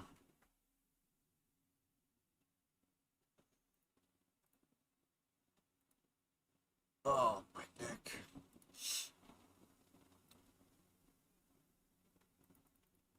Goldman lowered PayPal to 70. Yeah, no, it's all bullshit, bro. It's all bullshit. As I said, in my opinion, in the numbers, like fair value is like 120. And then you got that gap fill at 150, right? And we can put a 1.5, 2x multiplier on it. Stock should be back up bigly. Bigly. So the fact that they're coming out, they're saying, 70. Who else has a target of like 76? Like, it's all bullshit. It's all bullshit, right? As we said, they have to give that target because that's where the stock is, right? Just like SMCI. Just like SMCI. We know SMCI could double, triple in value from this current level. But because it's at, 54, even if they're bullish, they'll come out, they'll say, it's 65, they'll keep it conservative. KO has been steady. Yeah, well, that's what it does, Yeah, exactly. Just like AMD. Like we said, probably once interest rates come down, volume will come in, right? Then all of a sudden it'll be very attractive in a strong financial economic environment. So now it's a buy, right? And then price target upgraded to 108. Now instead of a hold, it's a buy at Goldman, and there you go, off to the races. Yeah, Pepsi, I mean, listen, they've been doing good as well. Coca-Cola, again, though, yeah, see, perfect. Look at that. Just as expected. We were watching right around here when we spoke about it, and we were speaking about how we were going to drop down about a point or so and retest this level, and then we should see a bounce back up to 67, 68 going into earnings. And as you see, that is literally exactly what happened. So again, Pepsi, it's probably fine. You just have to pick your spots, But I'll pull it up for you.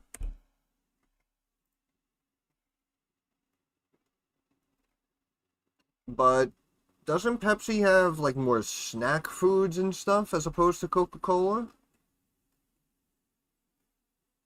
Which is why I think I was a little more hesitant with Pepsi because of the snack foods and RFK with the preservatives and the food dyes and shit. Coca-Cola, number one, Trump loves Coke, right? And number two, I believe they're mostly beverages. But we can look, again, we can look at the whole, like, umbrella of brands that they have. But Coca-Cola, I think, what? They got, like, the Dasani water. They do, holy shit, I just had it.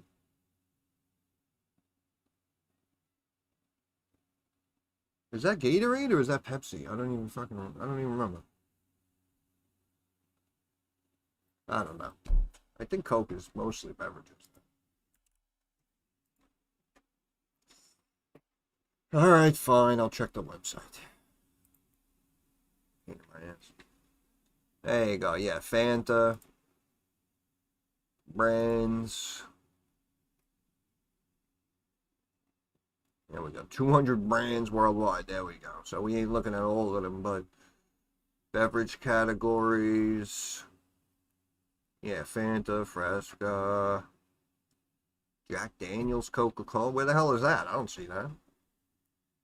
All right, they got Powerade. Right, there you go. Vitamin water. No, wait a minute.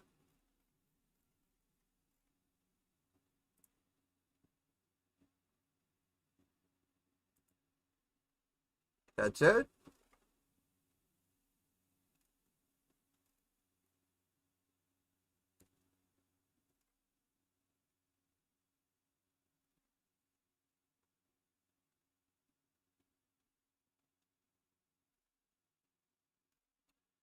Didn't they have...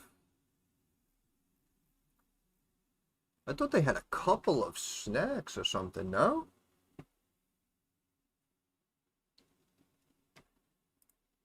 Huh. My bad.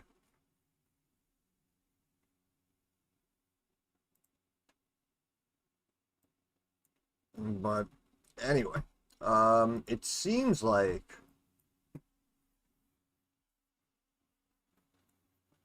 Pepsi again may be a little more exposed because I know again they have their snack foods and stuff. And we have to remember also Coca-Cola brand name, right? One of the best performing stocks of like all time. Buffett, again, years and years ago, Buffett used to remind everybody, you know, one share of Coca-Cola at the IPO is worth, you know, $5 million today. That was years ago. So, you know, this is a dividend king, which means it technically paid out a dividend, consistently paid it, didn't miss a payment, and consistently increased it for the last 50 plus straight years. That's what makes it a dividend king. And, you know, it's just probably not going anywhere. Pepsi, snack brands, Frito-Lay, right, yeah, Doritos, Cheetos, right, yeah, that's what I mean. That's where all those foods are, right? So that's why I'm saying, now if RFK tomorrow says, oh, we're going to try to get rid of, you know, this preservative or whatever, right? It's probably going to hinder Pepsi much more than Coke. Beverage brands, Pepsi, Diet Pepsi, right, yeah, Gatorade, Lipton, Tropicana, Rockstar Energy. Yeah, see, that's what I mean. Like, their beverage side should be fine. It's the snack food side that scares me a little bit, which is why I even mentioned in the past too, when I saw Trump won and we saw again what RFK was potentially going to try to start doing. That's why I said, in my opinion, you want to stay away from a stock like Kraft Foods, right? Kraft Heinz, KHC. In my opinion, you want to stay away from something like that because they use a lot of chemicals, a lot of preservatives. So now if they start coming out, you know, week after week, month after month, and they're like, oh, get rid of this food dye, get rid of this preservative, stop putting soy in the chips or something, right? All that stuff, that's going to affect how they, the chemistry in the labs, how they make the chips. They're going to have to, reformulate the whole freaking recipe and shit. So it's more of an issue. Yeah, that was a huge drop right there. I know I was talking about my stuff. But yeah, that was a huge, huge drop right there.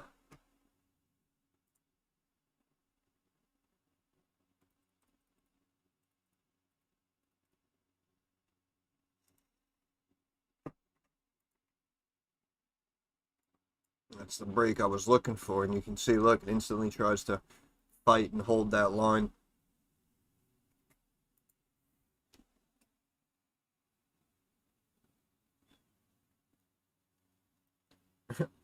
Real chips are potatoes. You can just eat a potato.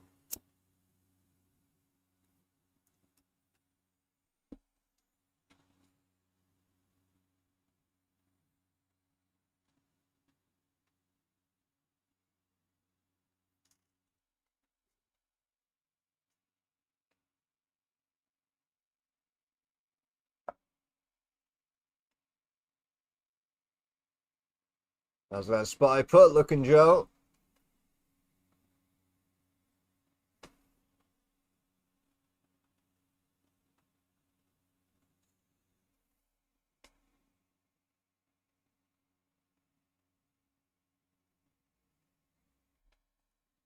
'20-year yield still flat. 10-year still green. Still up 0.1% here. Yeah, it's rejecting off this line. It's gonna go lower.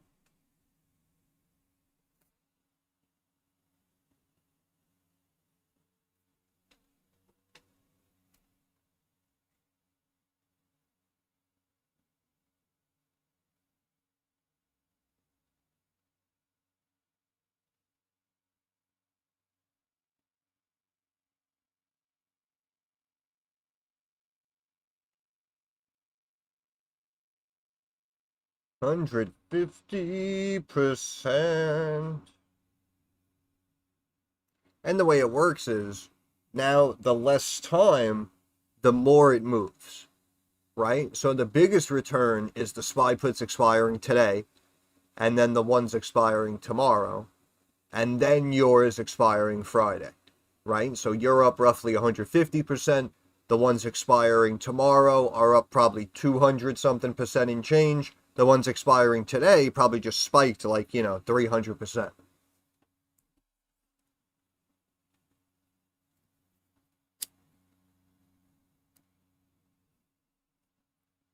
What I say? Rejected! NBA Jam! Rejected!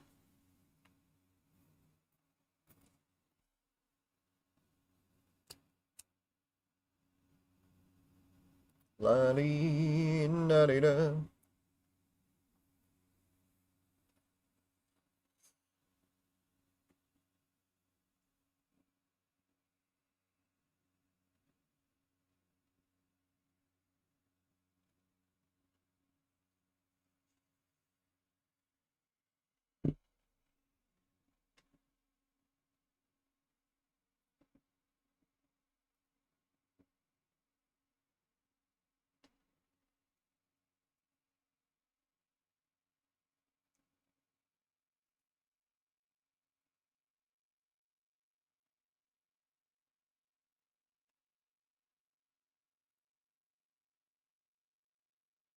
Damn.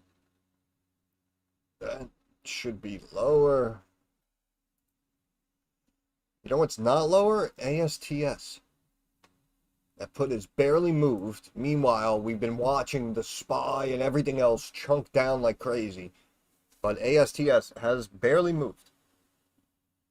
Stock is faker than Palantir. I have no idea what is going on. Stock should be down like 15% right now.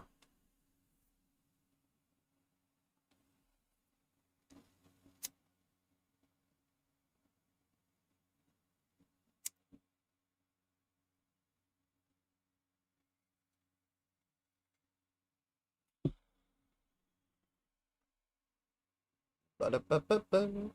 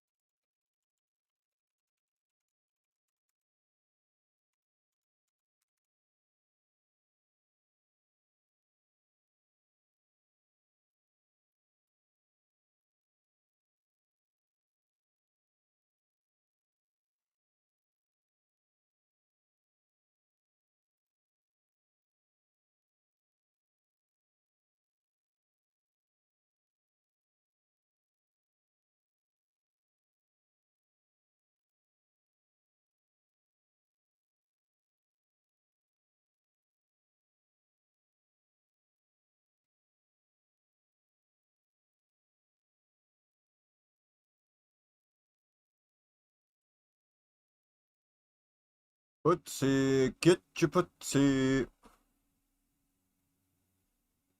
Footsie, get your footsie.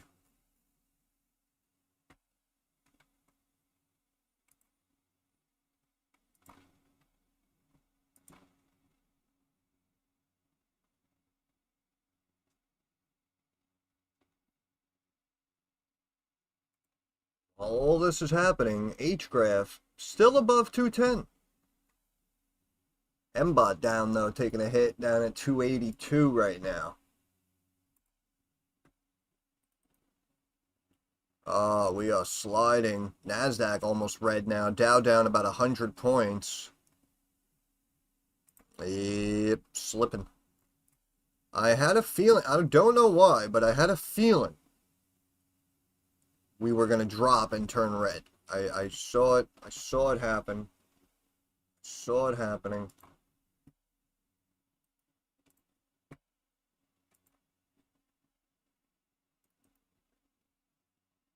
Oh, yeah.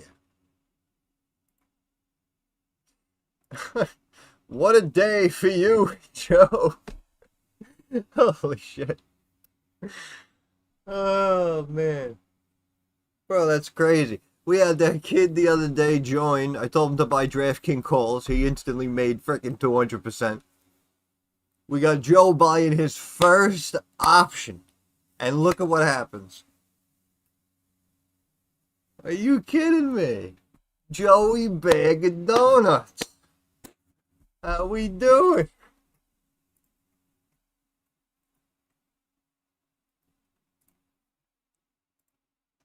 Options are moving. I just want to check this real quick. Yeah, we all, yeah, even AMD dropped. Yep. Palantir we know sucks.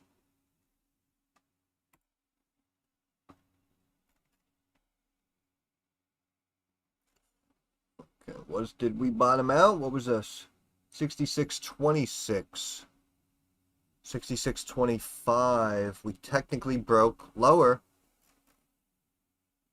which means we're going like here.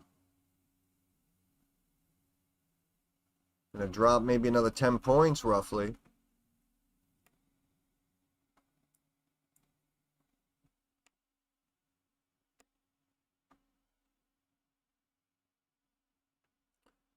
Looking weak. We might consolidate here, or maybe rise a bit into a tiny wedge here for a few ticks and then drop back lower, readjust our RSI. Let's check the dollar. Dollar's just been looking weak.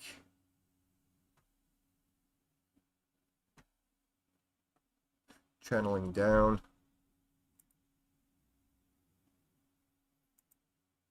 Gold and silver just took a big drop, and oil as well took a big drop,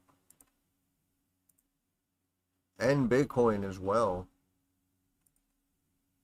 Tesla now red. DraftKings back to 35, so those puts would have played out. I know digital, I think that was you with the chart, right? My chart on Discord was pretty close. Yeah. 650 on the SPY. Okay. Rivian DraftKings puts up 25%. Beautiful. Love it. Ba-da-ba-ba-ba. We're loving it.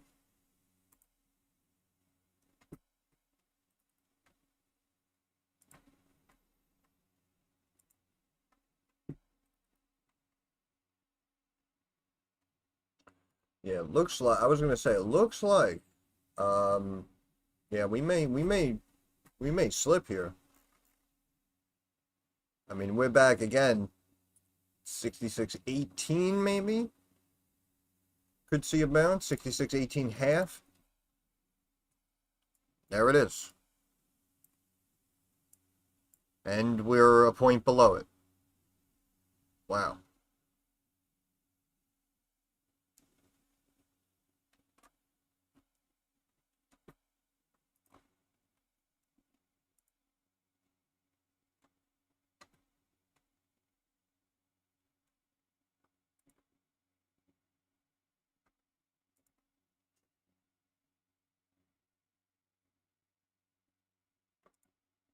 Oh, I hit the wrong button.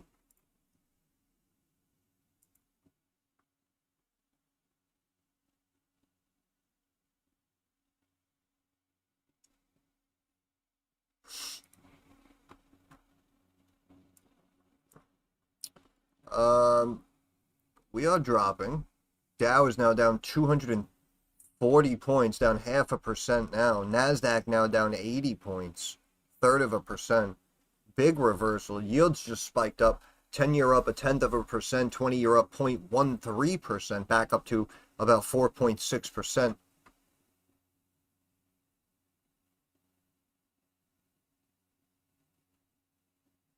Yeah, we're sliding. Those who collected economic rent, excess payment, control of power will lose those rents. Take power from experts, shift it to non-experts. What the hell? See, that's what I mean. You know, that's why it makes me laugh, man. You know, you got all these branches, all these people over at all these different Federal Reserves, and you know, this person says something good today, this person says something bad today.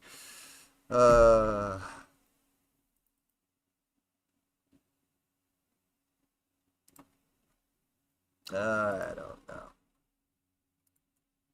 I don't know anymore.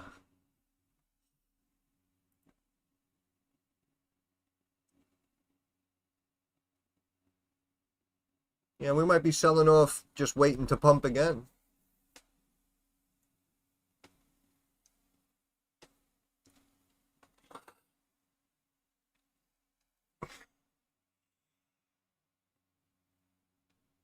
Oh, oh, my back.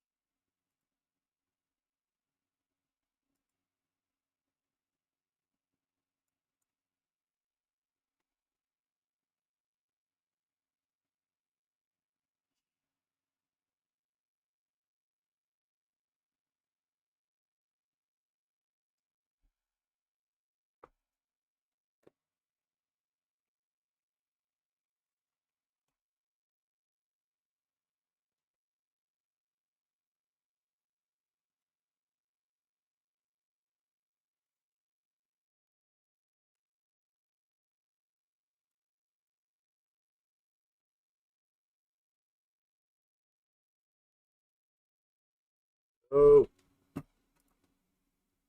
no.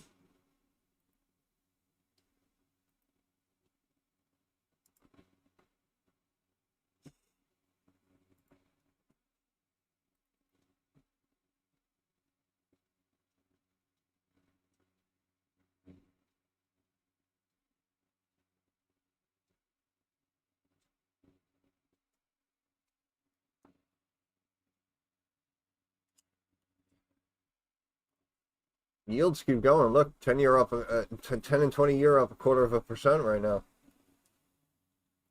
Stocks may continue to drop.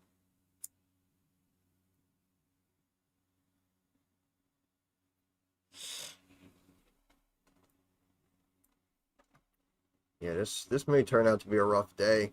20-year now up 0.33%, above 4.6. Uh-oh. It's getting dangerous.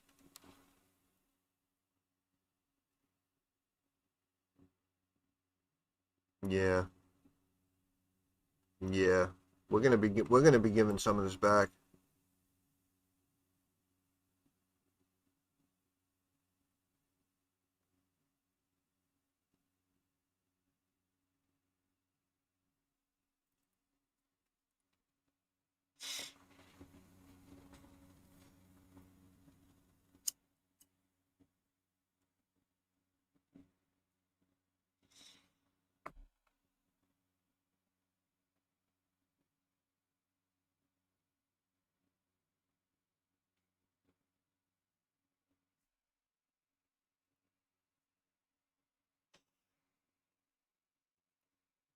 Shorts are coming in.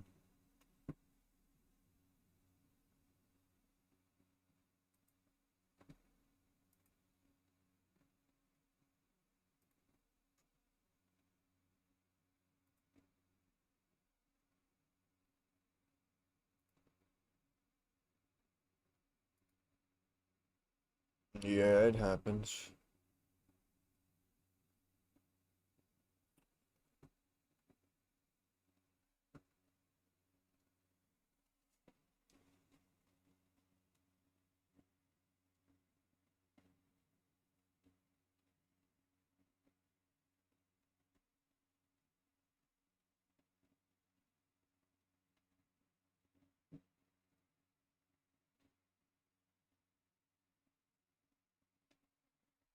Yeah, don't use margin.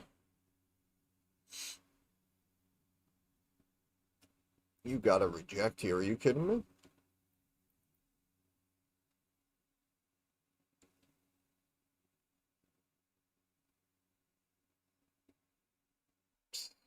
What a joke.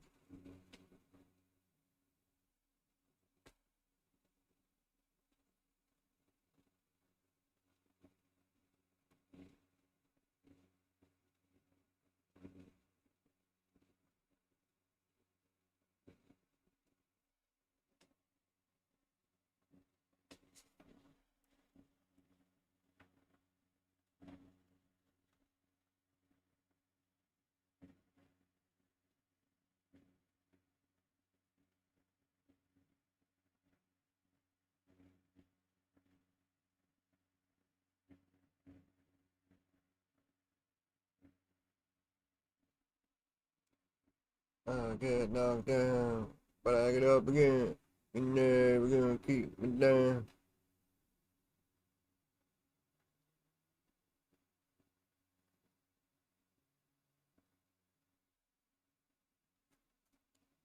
Here comes the bullshit.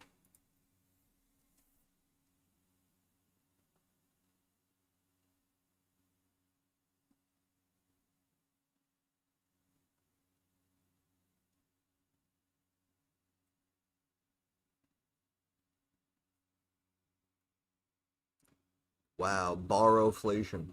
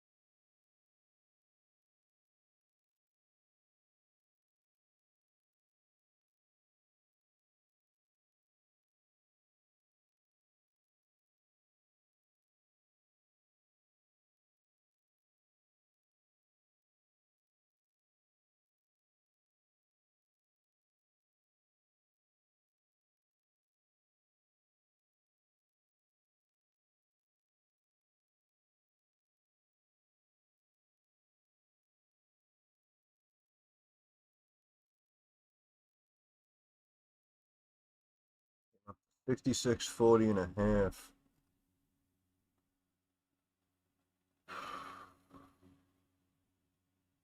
It's right there. Right? So it came back up to the bottom of this range. Kind of the middle of this range, as you see. And then just rejected back to the moving average.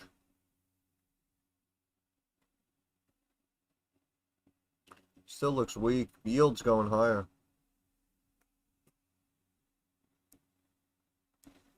So now this is our...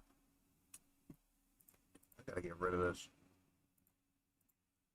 So now this is our support.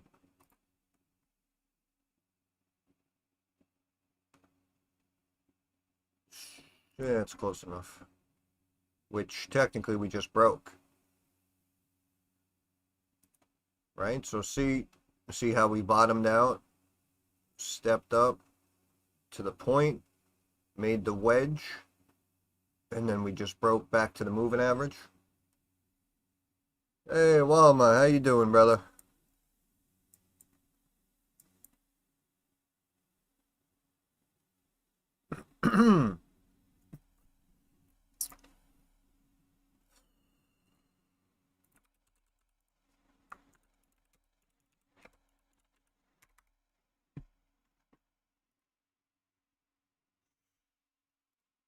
Buy puts, QQQ puts.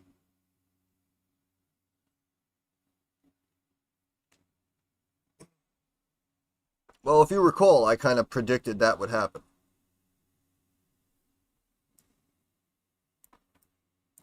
But, yeah, it's whatever. You use what you can.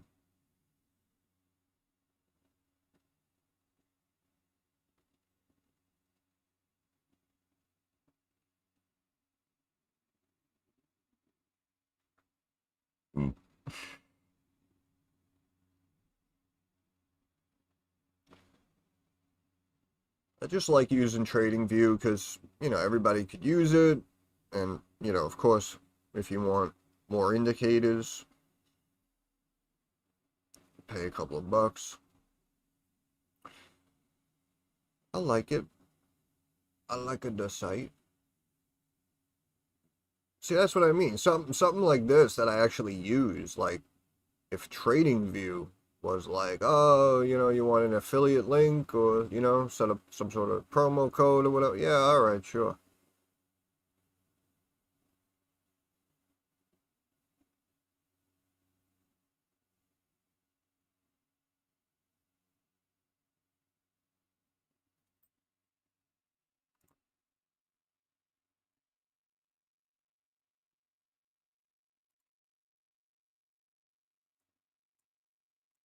I don't like that. It readjusted. It made it weird.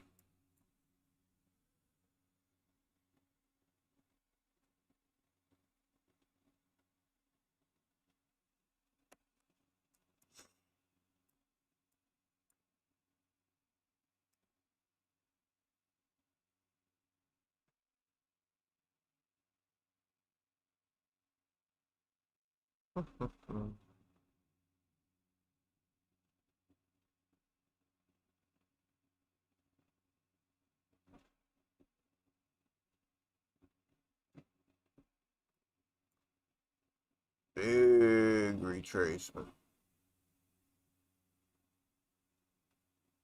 Big, it's a 70-point swing right there.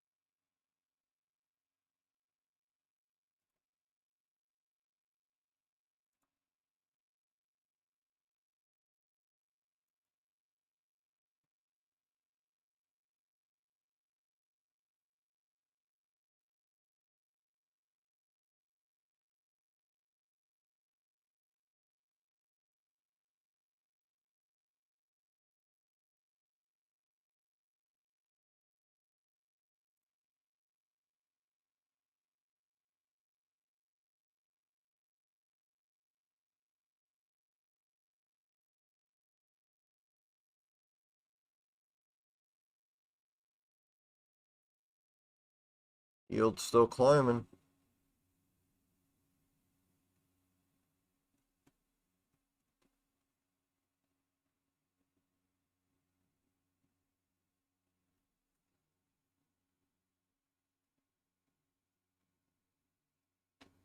I mean, I think it's going to keep going lower, but it gained a little momentum from this jump in the dollar, so I'm just keeping an eye on the dollar right now.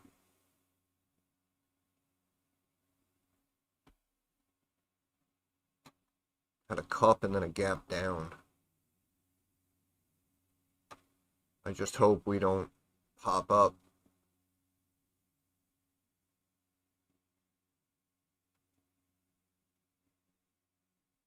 And they're trying to rebound it, man.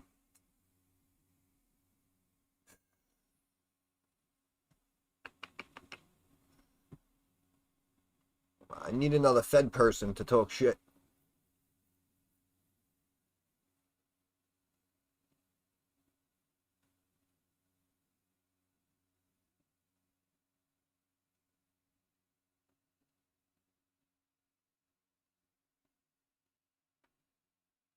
What was the high here? 806. 805. And we hit 804.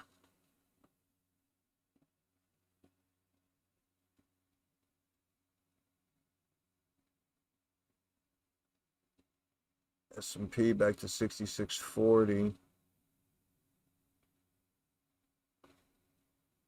Back to 804. 805. Yep. Shit.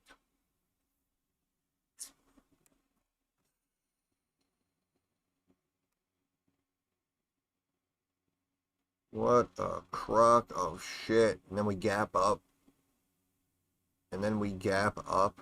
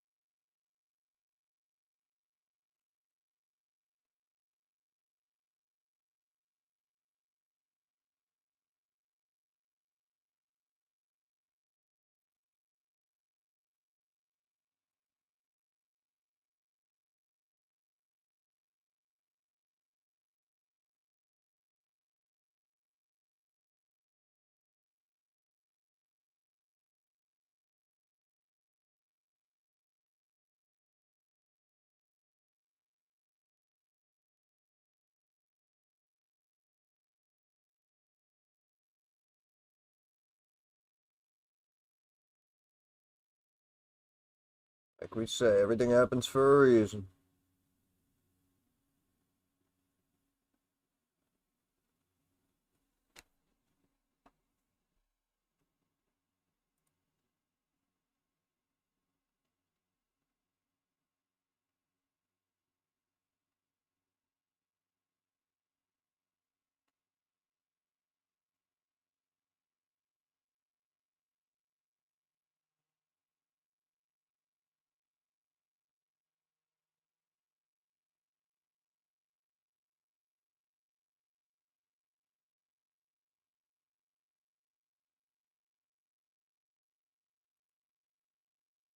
Get out of here, bro. Really, bro? Really?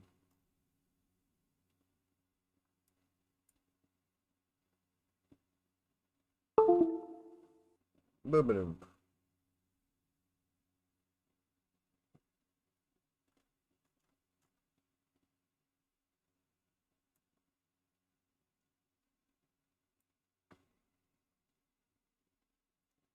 All right. Time to come back to reality.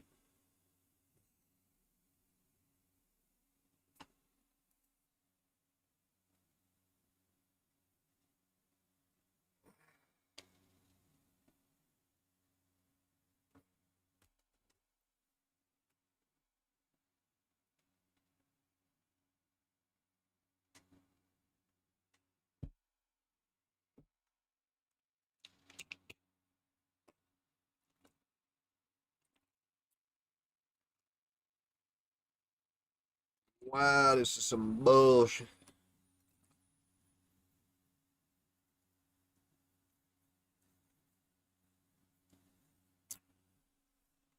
Oh, wow, bro. Really, bro? Really? Really?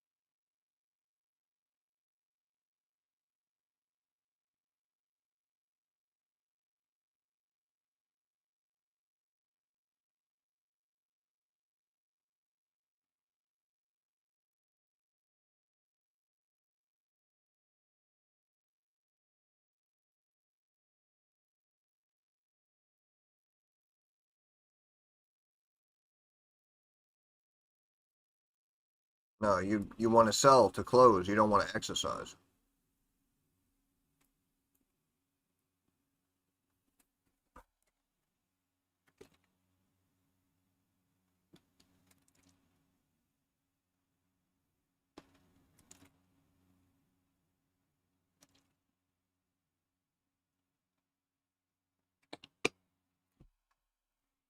All right, just making sure.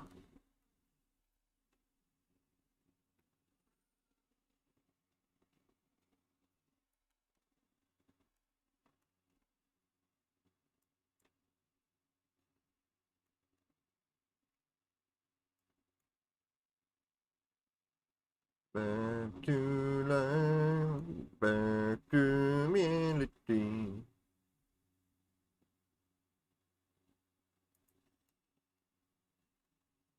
Yeah, we're on the up and up.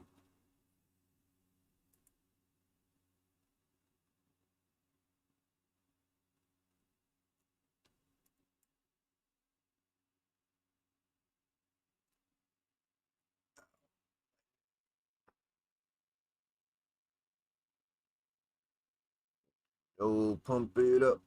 You got to pump it up.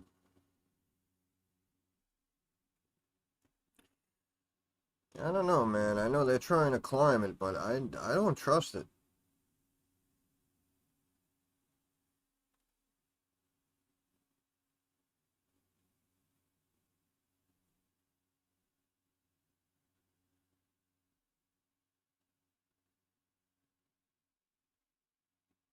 Really.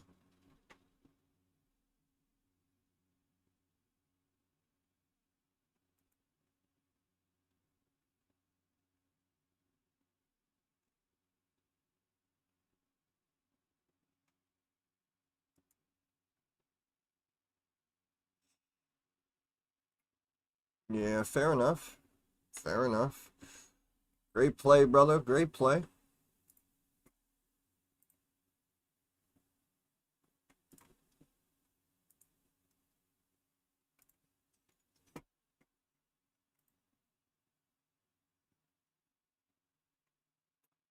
It's just the top right here, kind of back right where it started.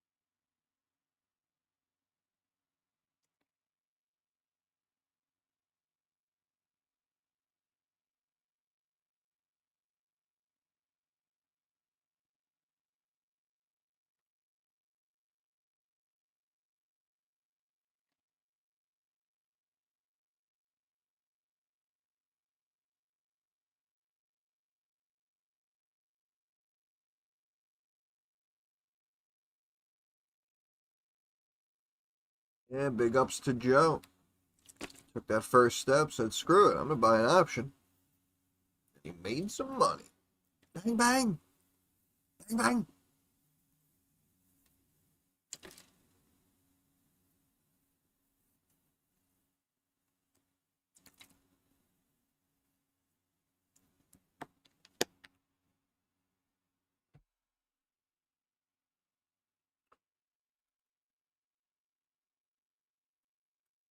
Yeah, looks like it's right around here. So it's either going to tighten like it did here and drop back down, or it's going to come up here.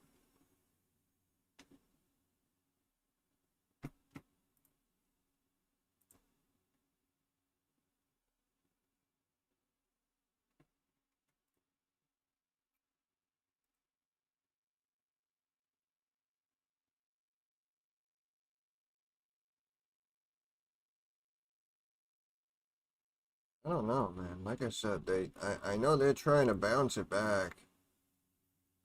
I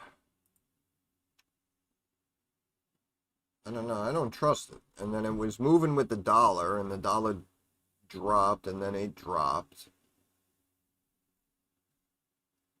And then the dollar just dropped, but now this is going higher.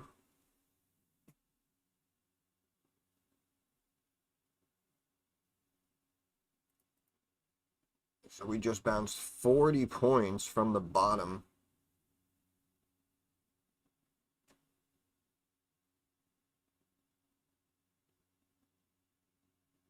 Very interesting.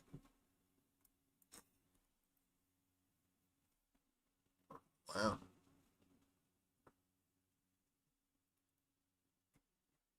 Wow.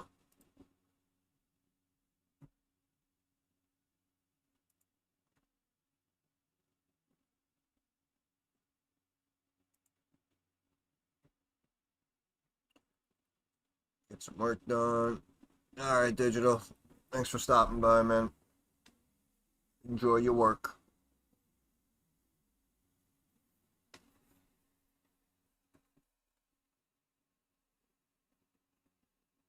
I am actually very surprised with what we're witnessing here. I don't see how we had such a recovery right there.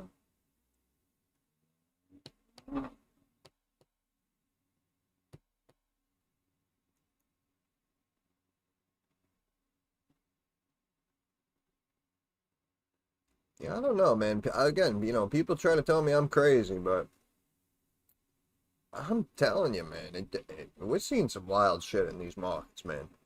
And some of these moves, we are just seeing wild shit. There's really no other way to say it.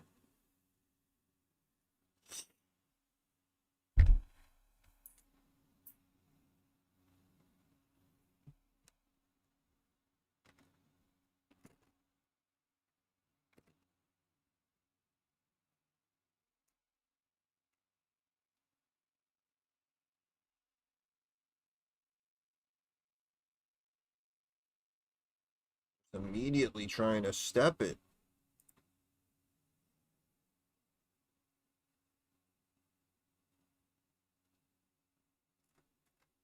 This is crazy, bro. This is crazy.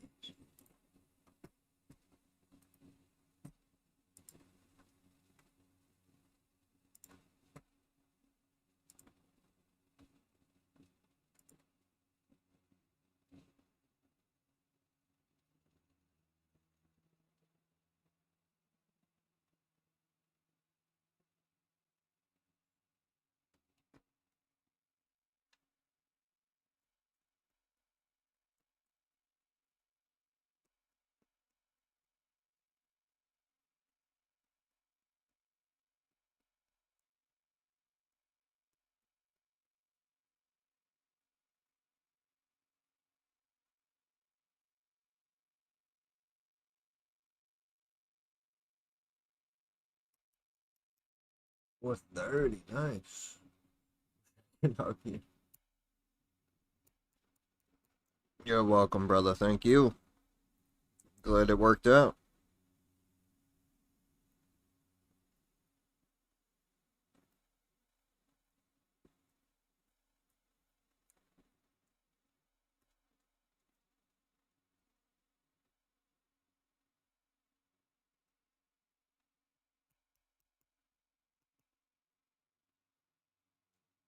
Well, apparently, me restating puts was the catalyst to explode the markets.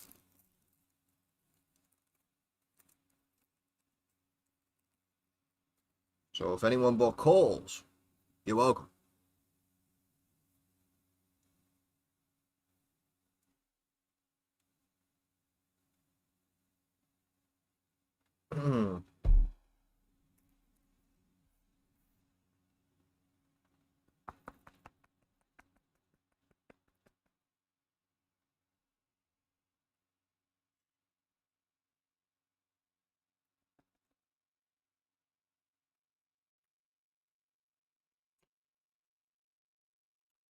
Market's back green, yield's still up.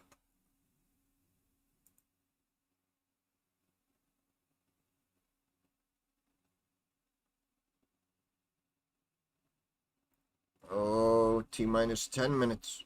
We might see some big action. I just hope it's to the downside. DraftKings with a nice little pop back. Telling you, telling you. Like we said, they beat it up. They beat it up a little too much. So now, oh, I would definitely prefer the first one, my friend. But obviously, whatever's easier for you, it doesn't matter.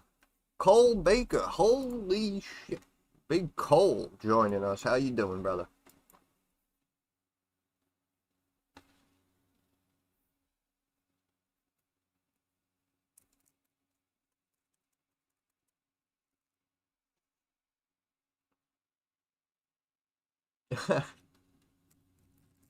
Thank you, brother.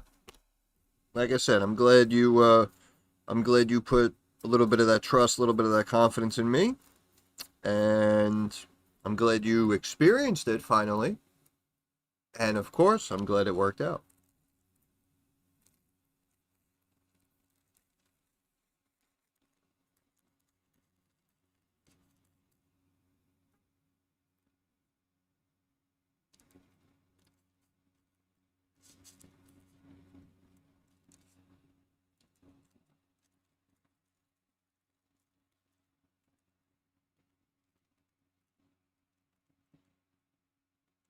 Looking for a rejection at any point would be nice.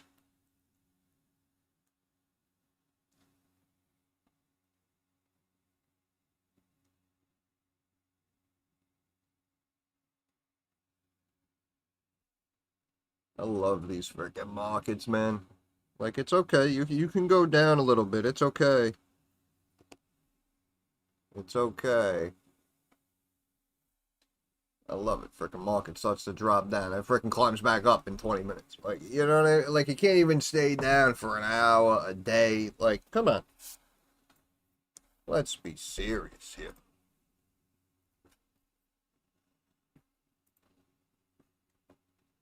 Oh, got a little tightening.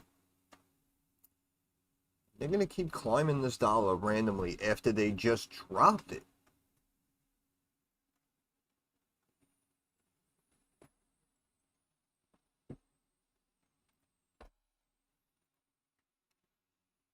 Are you crazy?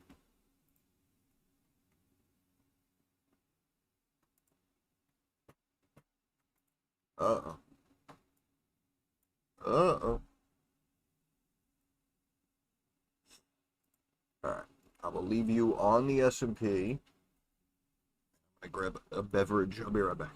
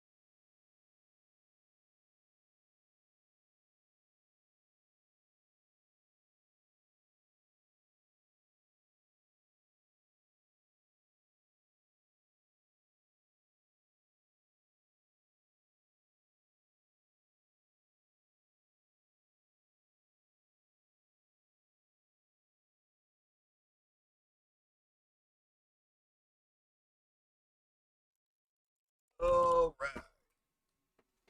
We are back in it. And we are still up. Yields are still up. The dollar is still climbing. Are you serious? We're really gonna F with me right now, bro? You gonna do this to me?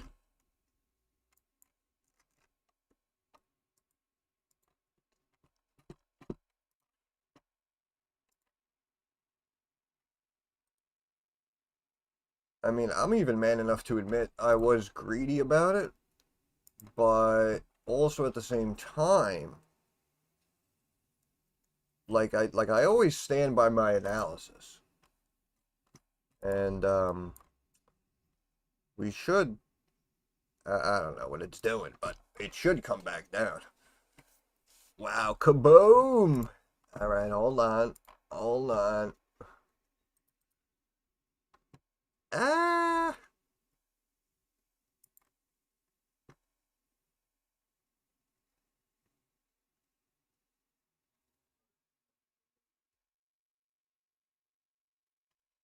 Thank you very much, Joe. It was very kind of you, brother. I appreciate that message. I'm glad. I'm very glad it worked out. Very glad it worked out for you. Only the beginning. Only the beginning for you, my friend.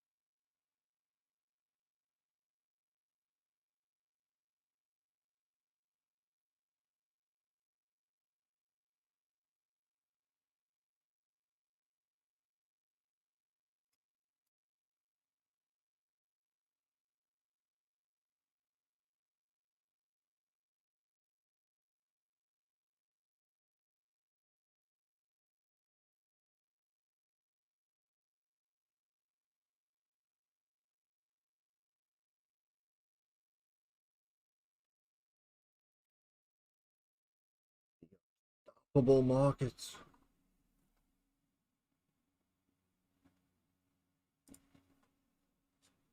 I love it. Dollar goes up, stocks rebounding. Dollar drops down, stocks still rebound. I don't make it make sense. Make it make sense. What are these valued in all of a sudden? NFTs?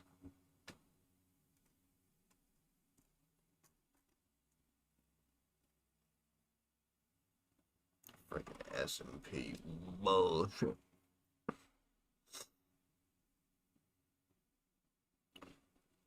Watch this. Right at 2 p.m. It's gonna explode. Watch. Could feel it. Look at this. Look, look, look. It's gearing up. It's not even 2 p.m. yet. It's not even 2 p.m. yet. It's just gearing up to explode. Man. Gotta love it. You gotta love it.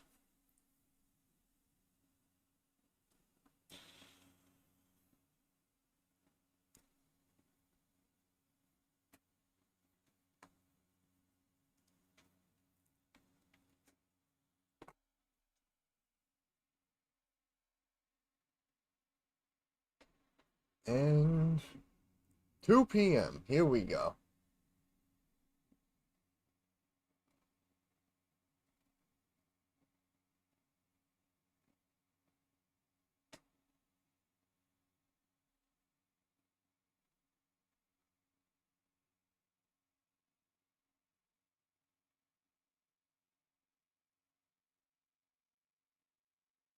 Oh, yeah.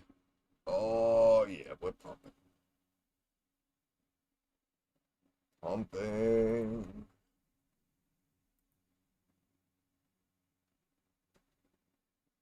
We are pumping.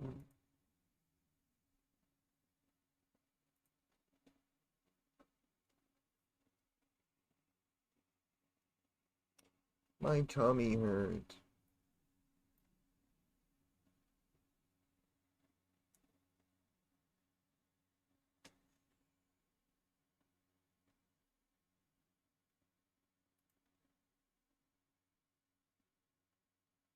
Oh, oh, we're dropping back down. Oh, spy puts, spy puts, QQQ puts, spy puts.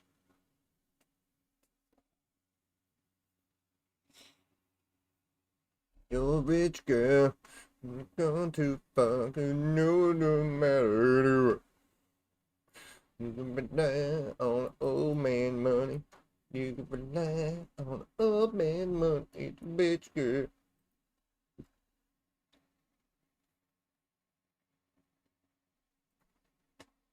That's a classic right there. They don't make them like that anymore, man. Hall and Oates.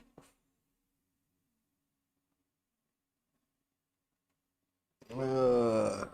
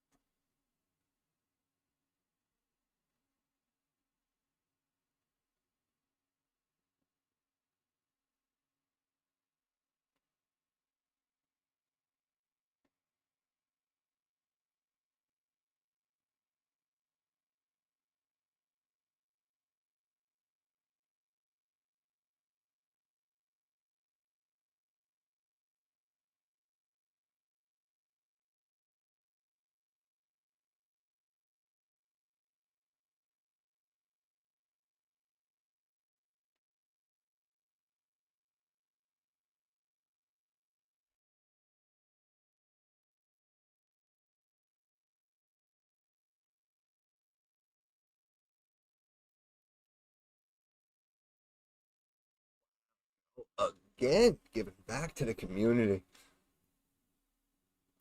What a beast. If I was a viewer, if I was a member of this community, I would be very happy. My man. Appreciate it, brother. Appreciate it. Very kind of you. That is first class, my friend. We got a bunch of people. Some of these people I haven't seen in a while. KD we saw recently. Yeah, Tech Geek, he actually knows a lot about tech. He was speaking a while back, I think, talking about like AMD, or we were talking about Intel processors or something. Yep, absolutely, brother. We'll see you at the top. Big Bird gets blessed with a membership.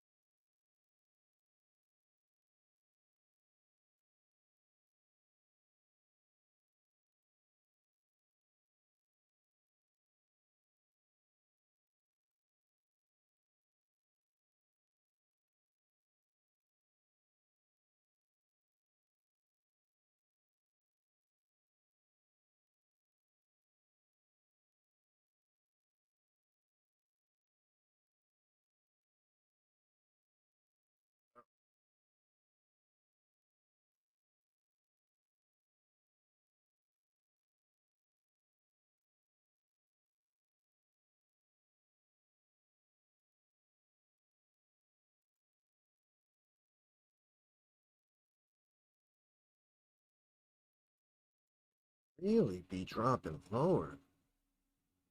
Well, again, not even like tanking, but we should be like reversing back down.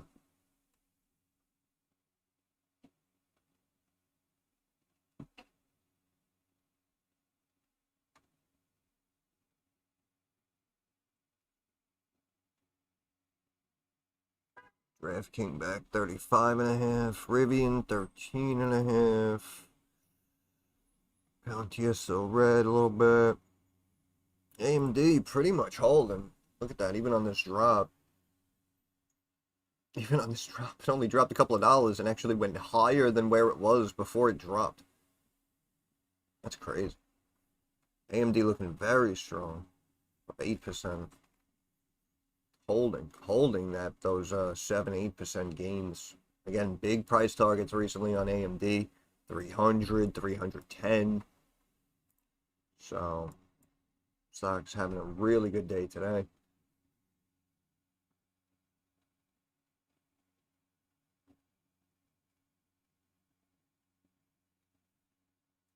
You're a rich girl, and you're too fun, no, doesn't matter, no. You need to rely on old man money.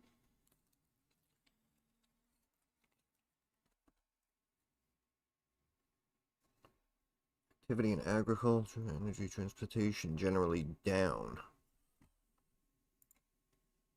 Residential, commercial, real estate mixed. Yeah, because you got flippers and shit still trying to play the residential market, but they're not really seeing worthwhile profits because rates are still up, and commercial real estate is actually dwindling. I think that's going to be maybe the big reason why we may run into another real estate market issue like we did back in 08, 09. And I think it's going to be because we have so much commercial space and now technology is so advanced that people are able to work from home, or again, even if some of these companies like have an office, they don't really need like, the same floor space and the same number of employees on site as they used to. So I feel like all of that's going to be shaken up, the whole kind of office space commercial market side of real estate. Just speculation in the moment, but people have been talking about it, especially over the last couple of years since the lockdowns. So just something to keep in mind. I keep seeing yields consistently climbing. We have the 10-year up 0.32% and the 20-year now up almost 0.4%. At 4.61% right now. Steadily climbing. The dollar bouncing around seems to be slowly stepping higher, but I mean, we obviously are seeing some dip buying here with some stock names, but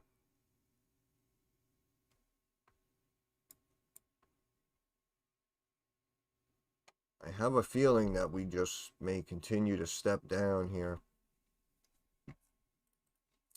Again, markets, recently hit highs, and again, we're off what, 100 points here from the high. So that's what I mean. Even if we have a sell-off, it's nothing too crazy, it's nothing too hectic, and it's natural and it's necessary.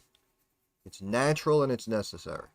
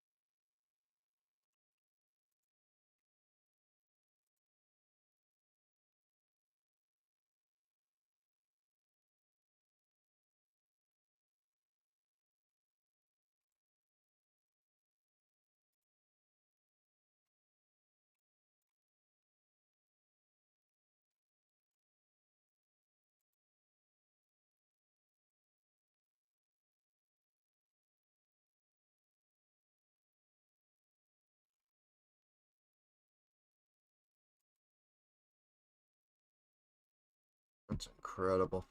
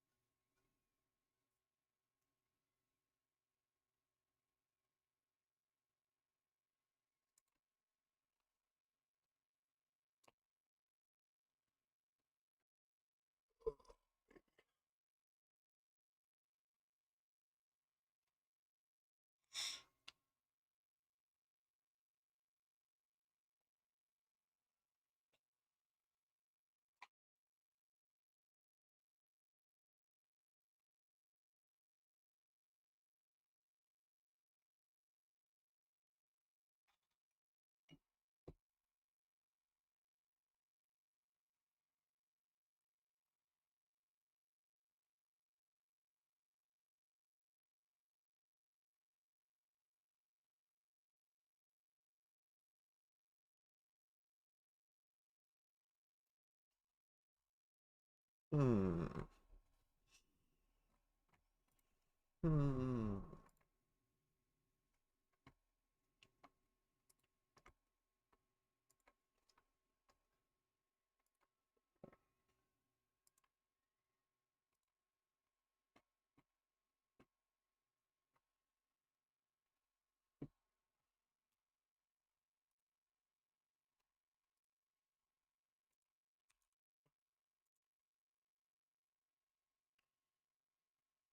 Now look at that. Ran up at the open and just been tightening, consolidating. All right, pop up, consolidate, pop up, consolidate, pop up. That's not a trend line. Yeah. See though?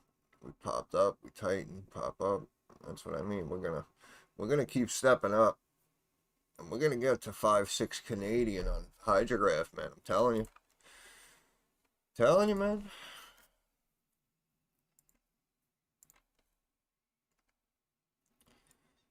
S&P strong like bull. I'll be right back. 1 minute.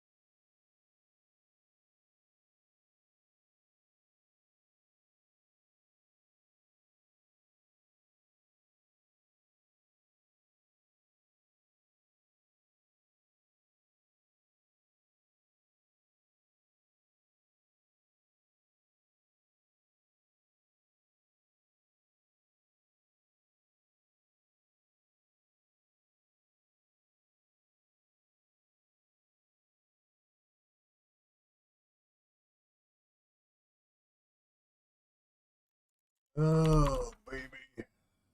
Back in it. Right as the SPY goes back to the moving average. Nice. We're staying up, huh? The dollar just reversed as expected, but we're still up.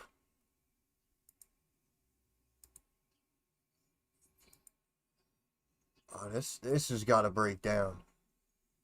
This has got to break down here. Index puts.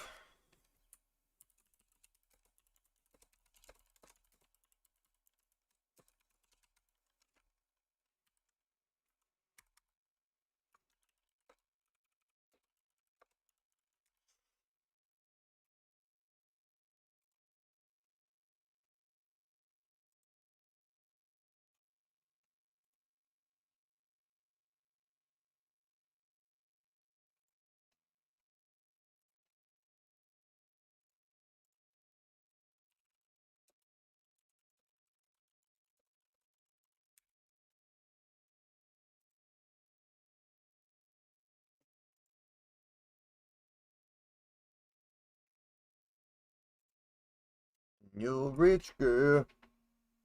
You're rich girl. Looking for the putsy. Looking for the putsy. Looking for the putsy.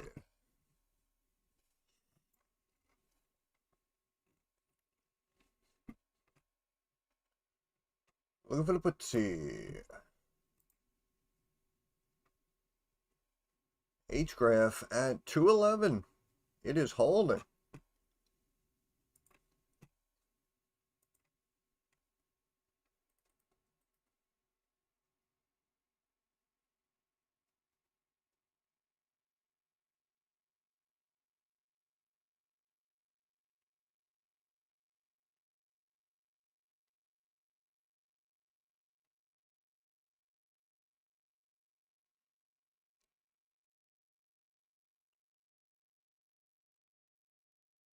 Rich girl. Gone too far and know it don't matter what.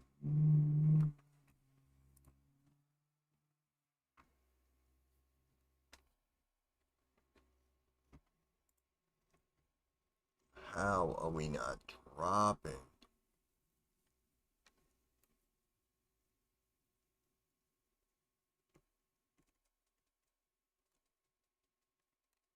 My tummy hurts.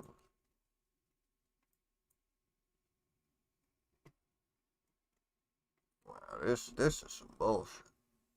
This is some bullshit.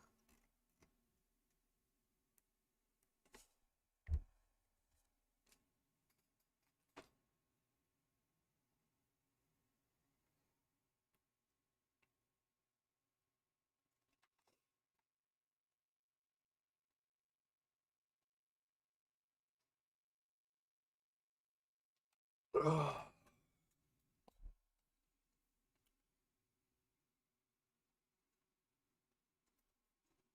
Really? You're really making me look like a schmuck right now. I'm just putting that out there.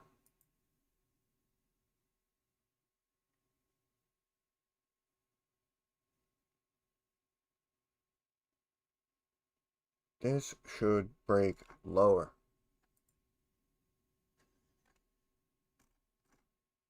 I mean, we rebounded supposedly with some strength in the dollar, and now we just broke and rejected. How are we staying up?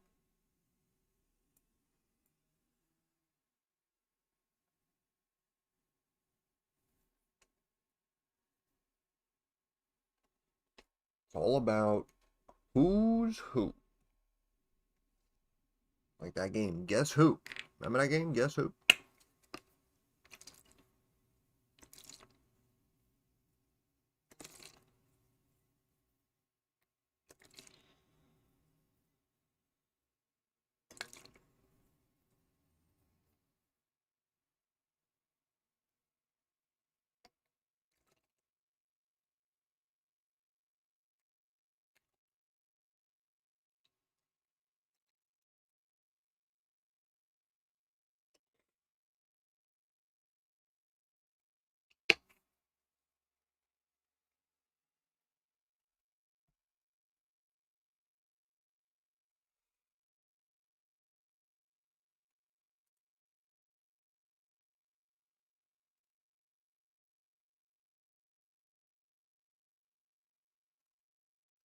Incredible.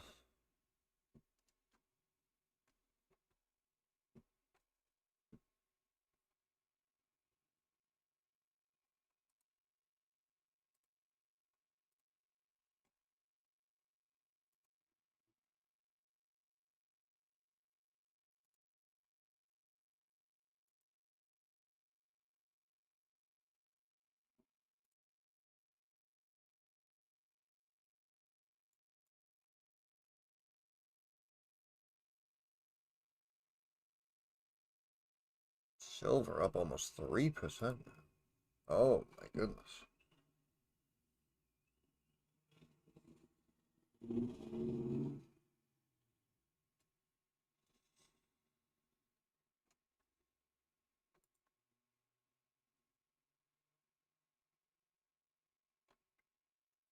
Damn.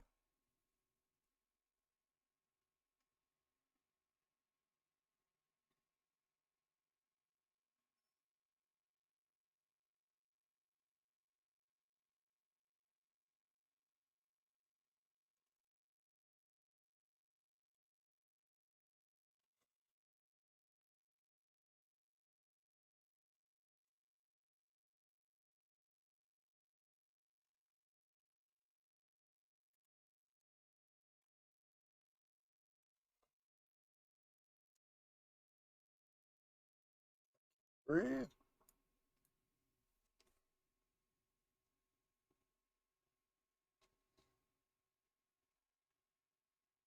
Streaming for almost 4 hours already. Jeez.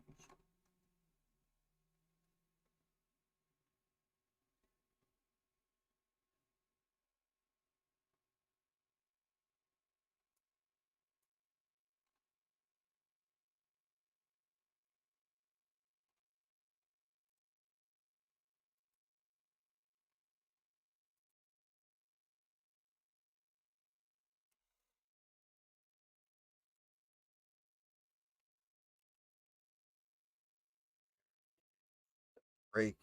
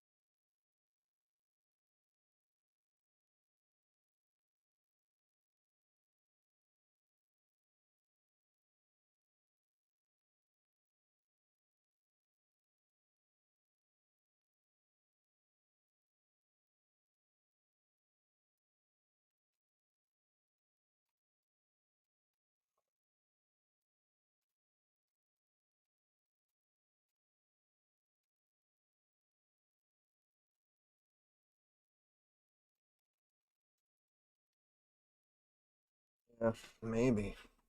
I don't know. I'm very surprised. Very surprised.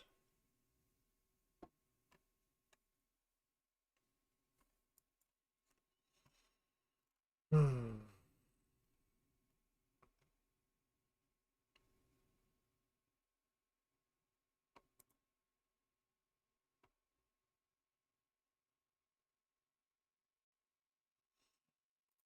Hmm.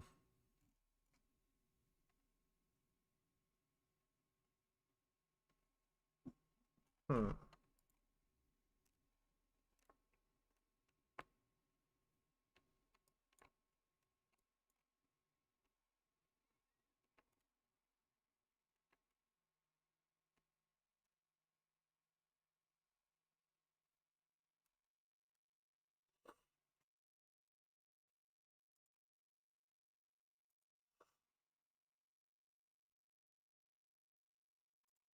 Some sinus issues. Uh,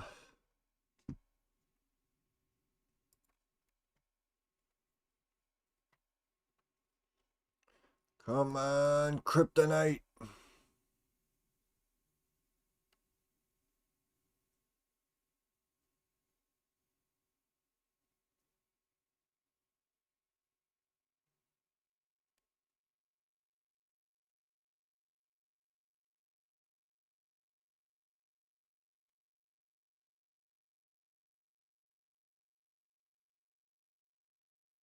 Bum, bum, bum, bum, bum.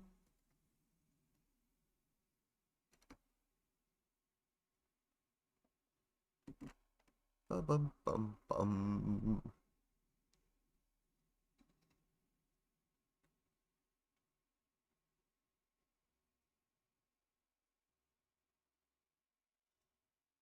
Whenever you're ready, sweetheart.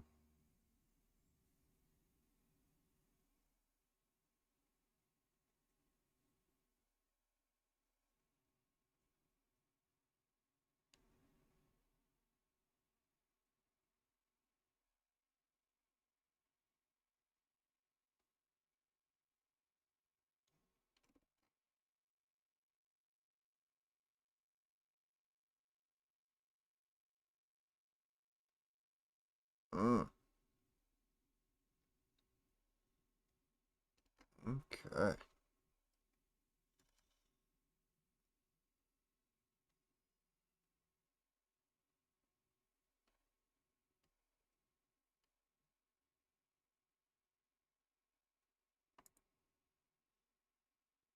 Damn.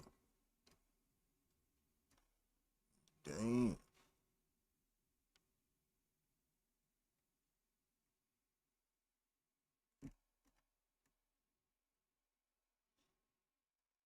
This thing might go back to 240 right now.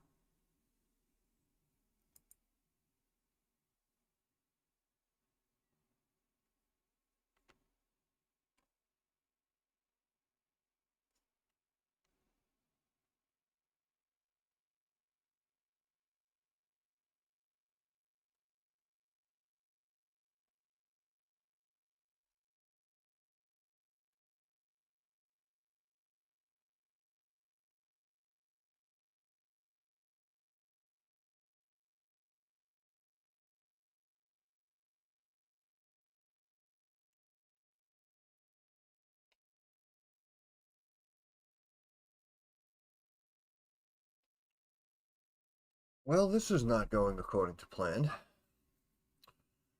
What's up, Lou? Him strong today. Ah, good. Very nice. Very nice. Pretty much everything is strong today, apparently. Even though it was ridiculously weak for hours.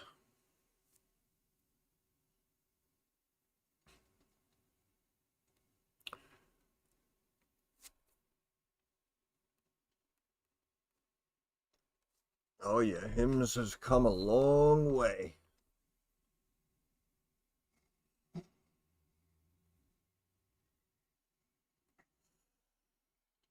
That was a good one.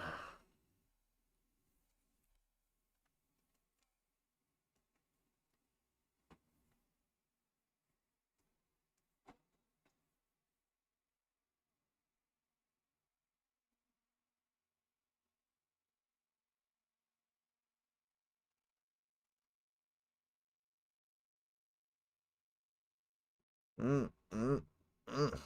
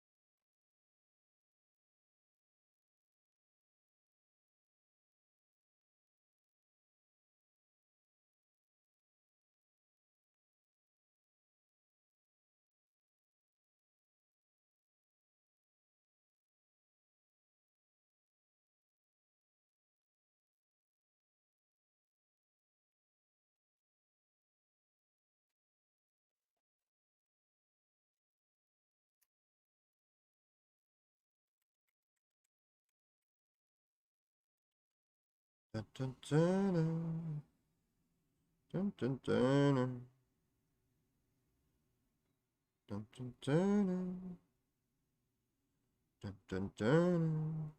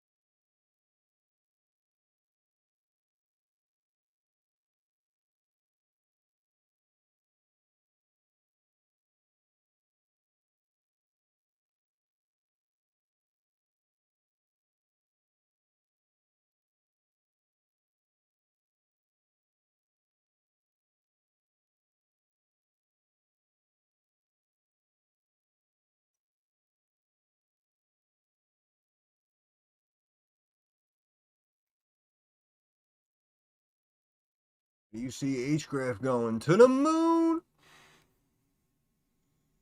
to the moon.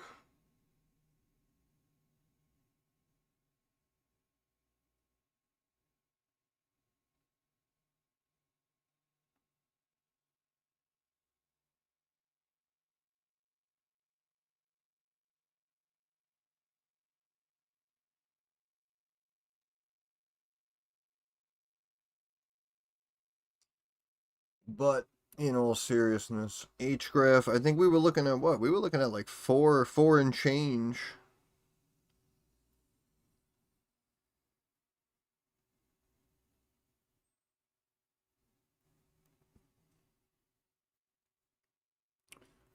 Stock, in my opinion, is ready to jump higher.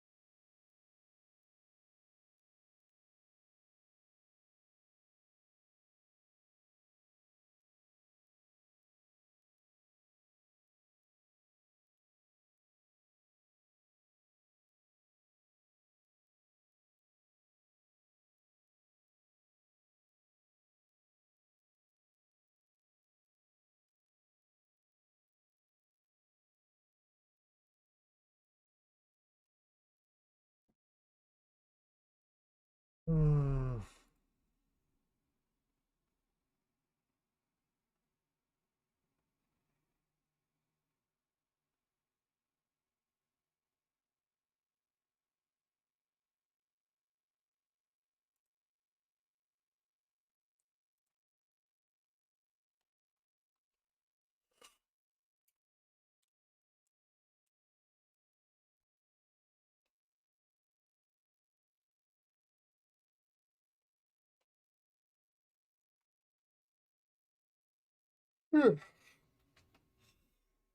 Oh man, I am withering away.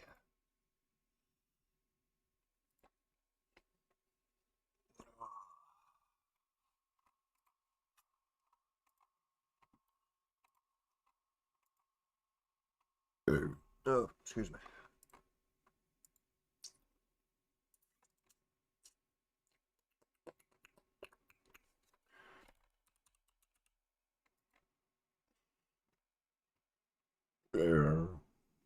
Still tightening. Looks like it's ready to go higher.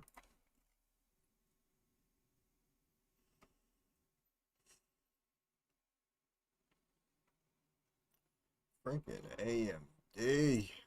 Gold back 4,200 an ounce. Silver's basically sitting at 53 an ounce. 3% day. Wild. Wild stuff. I'll be right back.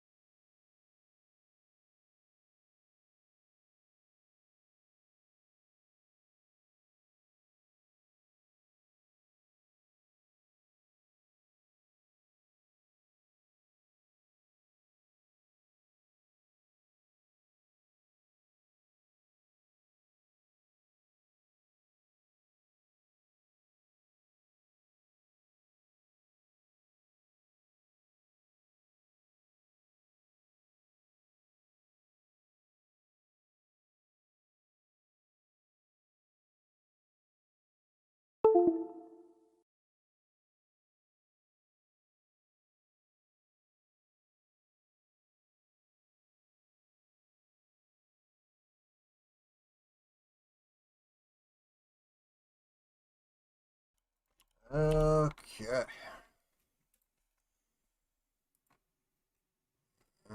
Still looking strong like bull.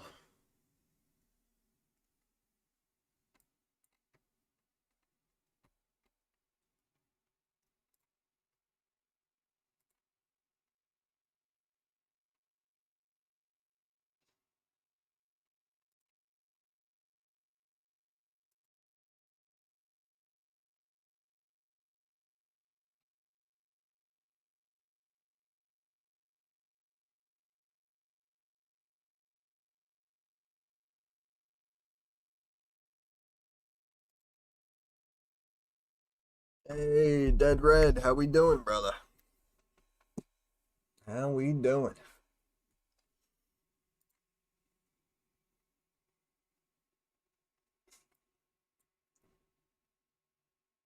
Oh, seeing a little break here. Up. Just kidding. Up. Just kidding. Up. Hey.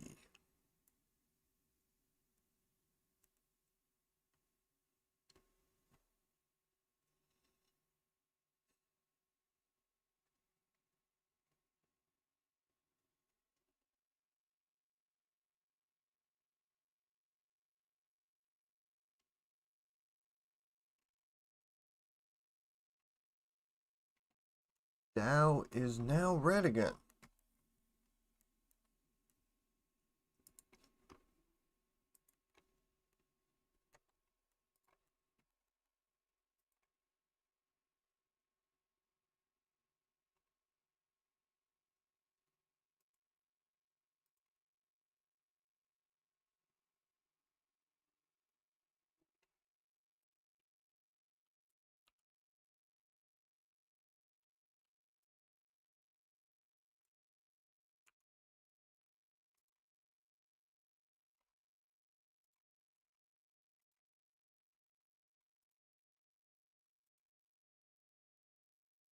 Hmm.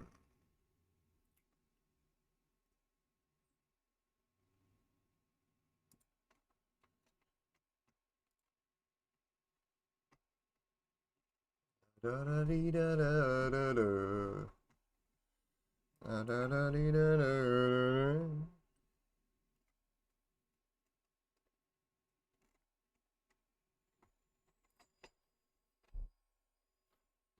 Oh my goodness.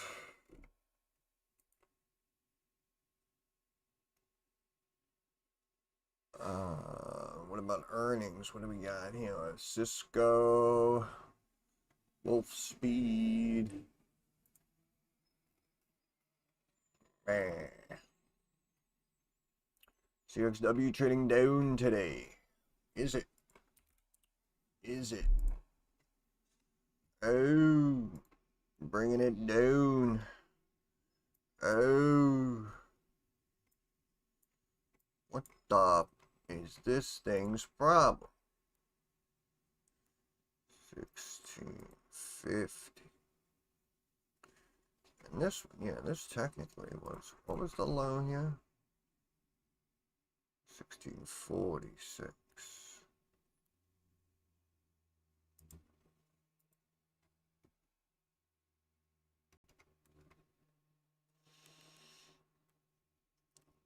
I mean, could keep dropping, but I think it's just percolating.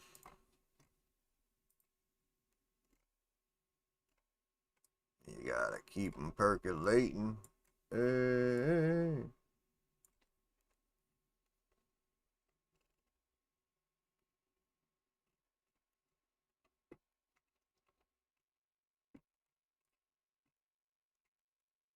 You gotta keep them percolating.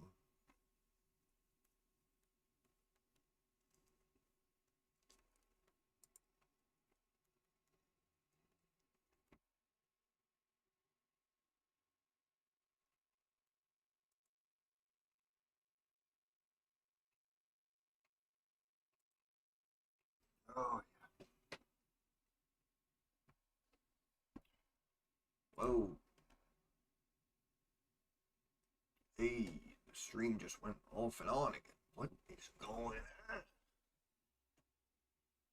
What kind of operation we running here?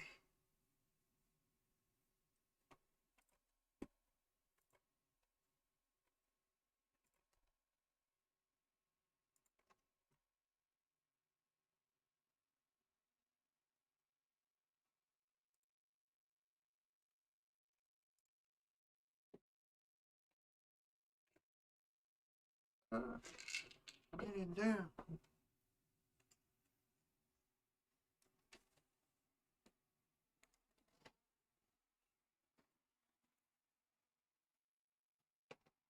Fix the screen, actually.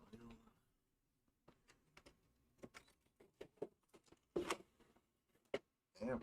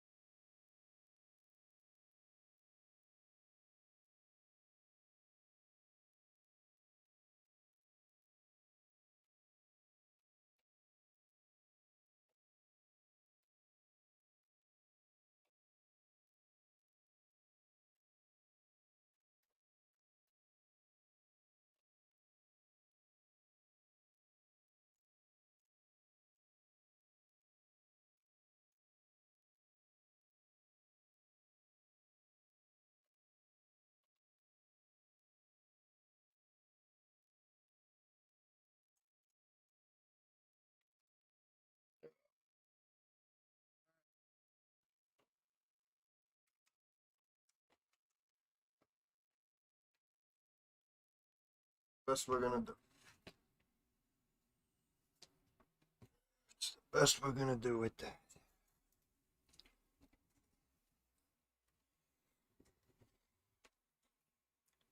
Oh, look, we went down a few points and immediately started bouncing. That's good. Was worried for a second. Was worried we might actually go down again.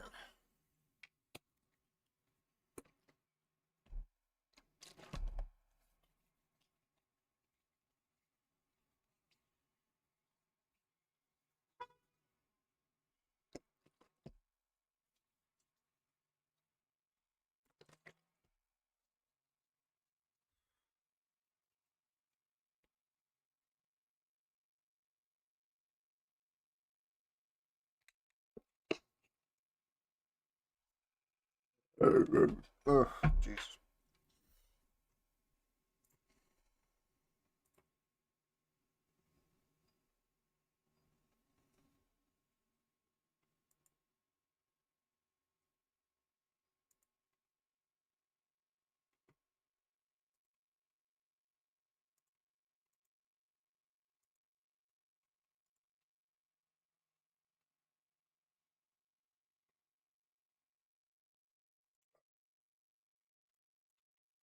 You really gonna screw me over here?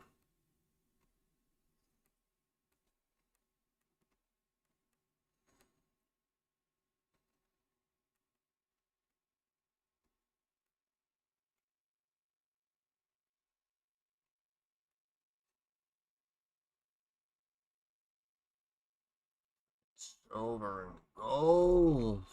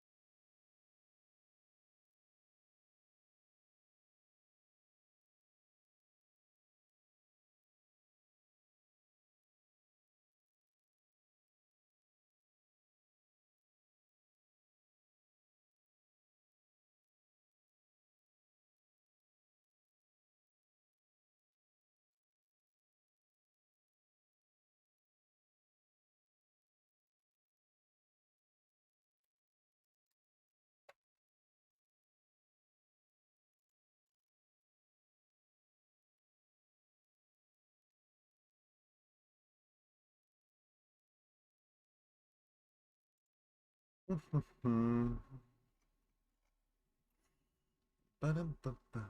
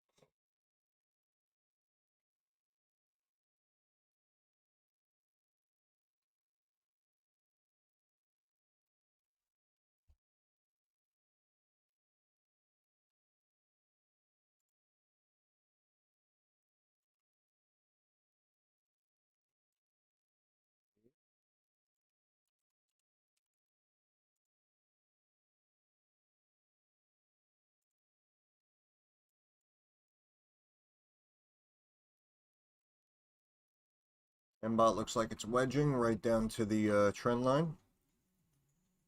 Should be ready to pop back up soon. Back up to about 3.25.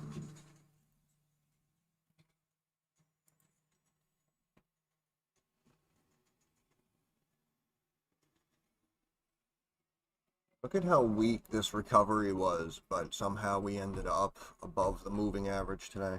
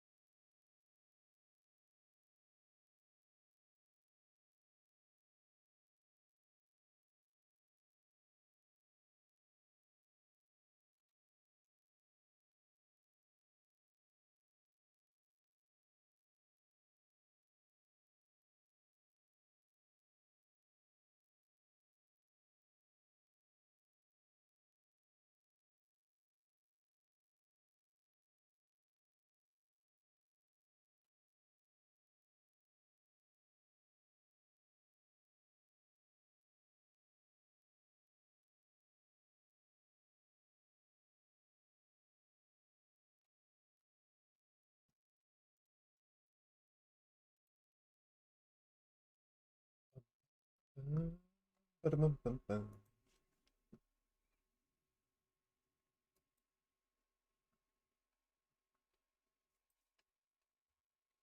Ba-dum-bum-bum. Ba-dum-bum-bum.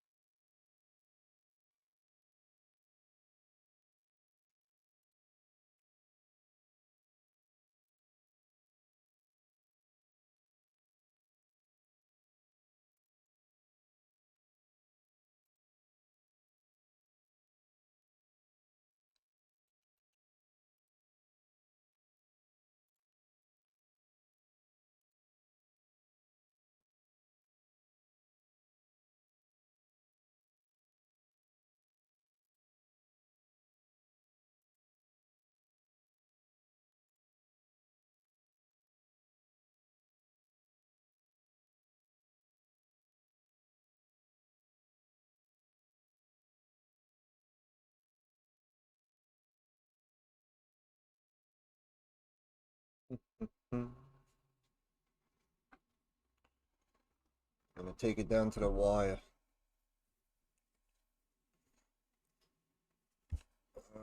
Some bitch.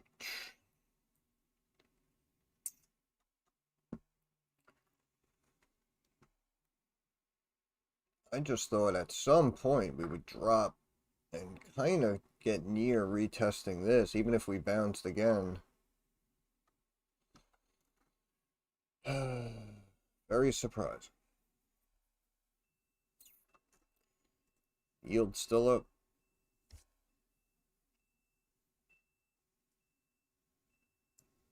Truck is backing up to the bank.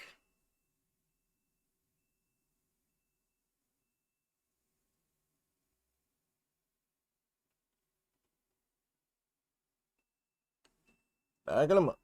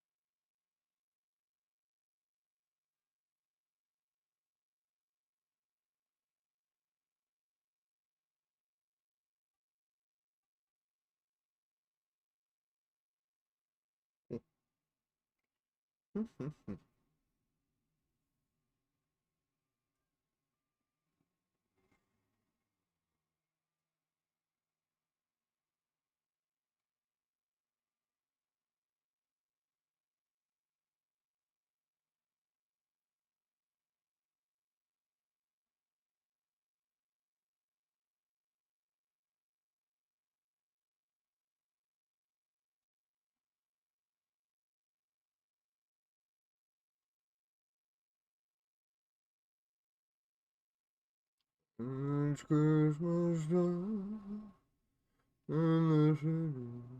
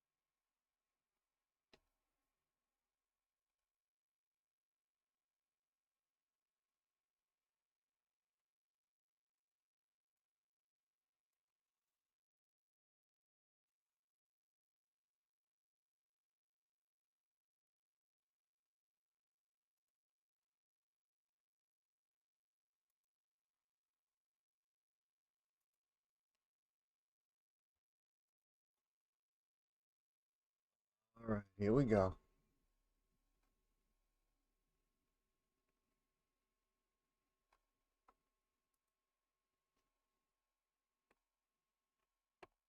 Now red again.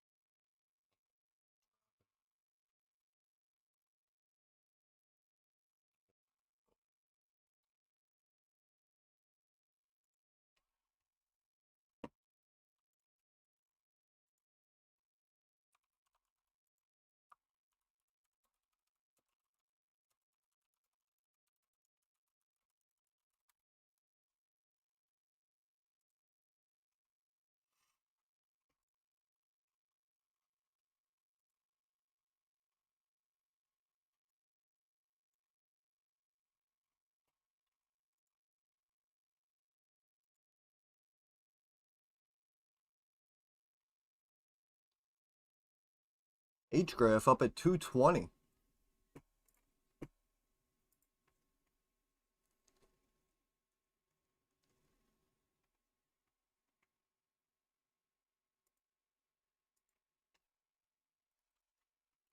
Soon it will be Christmas Day.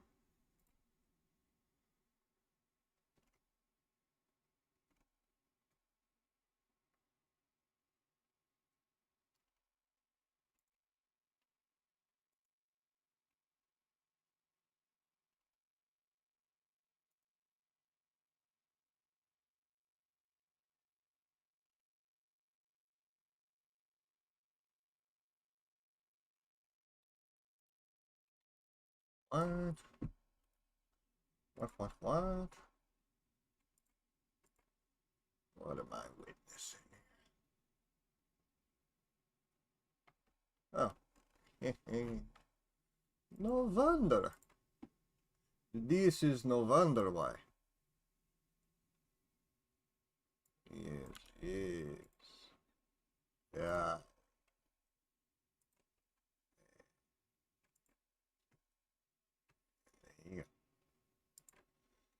And there you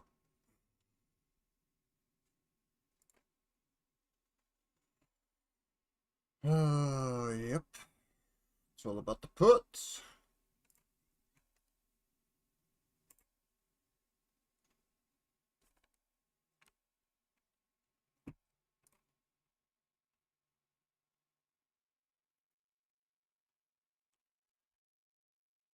Yeah, baby. Like that. I like it like that.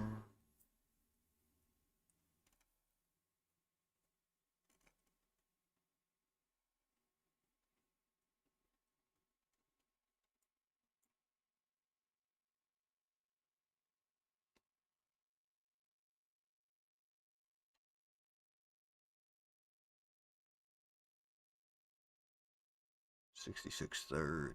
$66.30.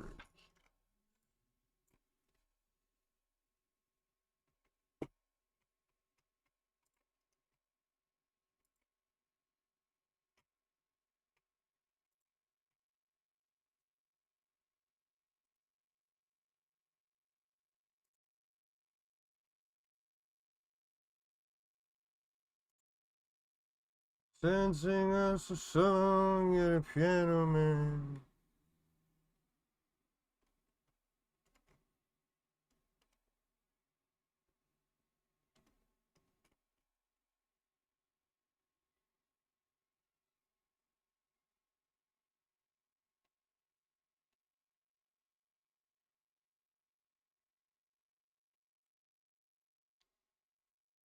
La la la.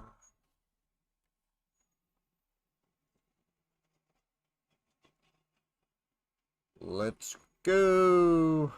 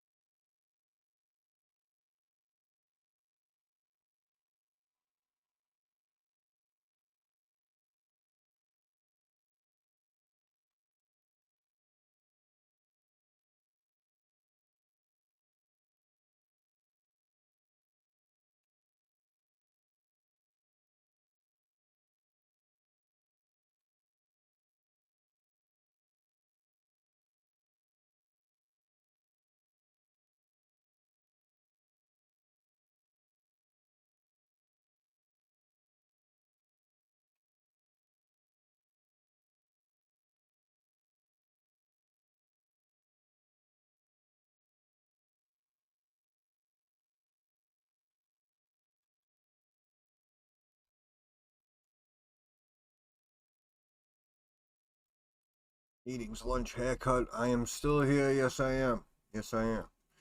I'm close to running on E right now and probably going to end the stream in about 20 minutes right at the close, but I am still here. I am an animal. Yes. Yes. Ugh.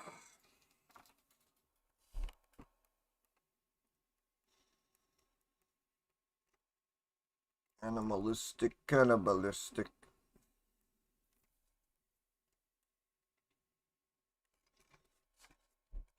Yeah, HG, I saw it up before. Oh, yeah, 221. That's what I was saying before, right? We popped out at the open and then we tightened. So it was only a matter of time. And it looks like it may just continue to do that and just keep stepping day by day now. HGRAF up 6%, almost 2.2 million shares, average volume about 1.5 million. So we're about 50% above average volume right now, looking good.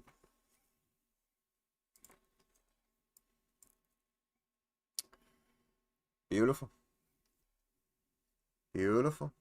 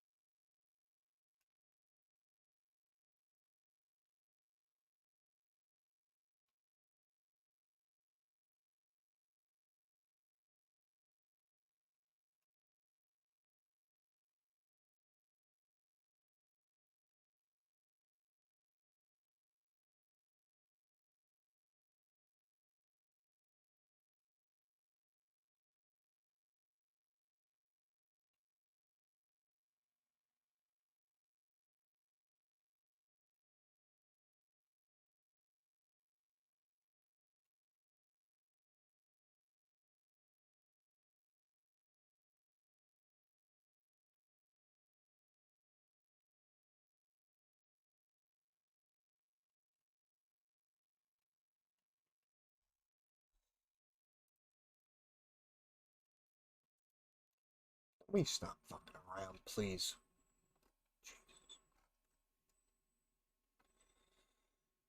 Come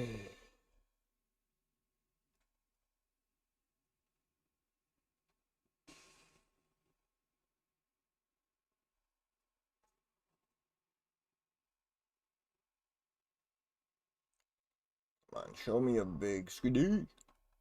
Skadoosh.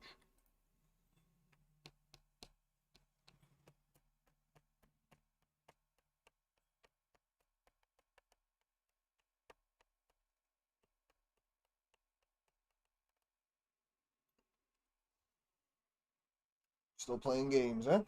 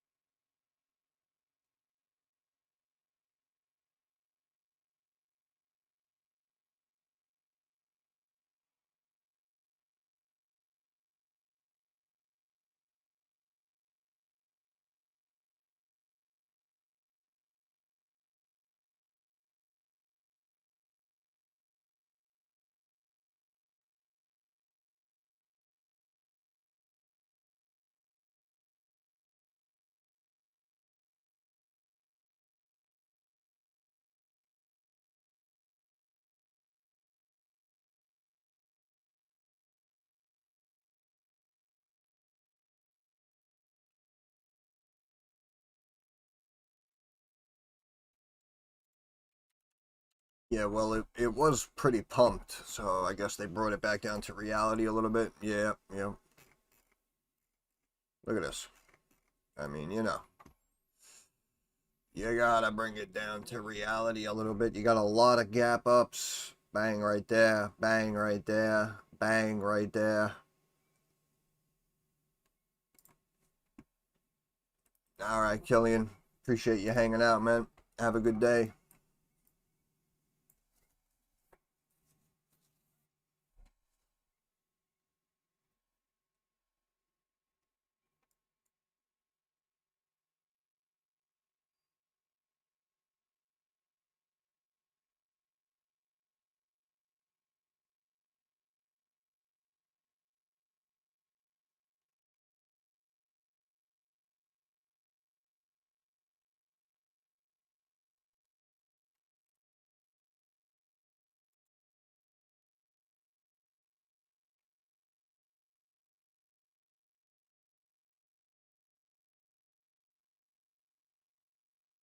I'm honestly surprised that these markets really held up the way they did.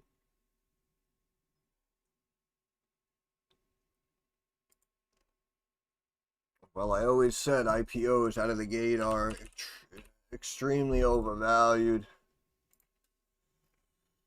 There you go, that's our support line.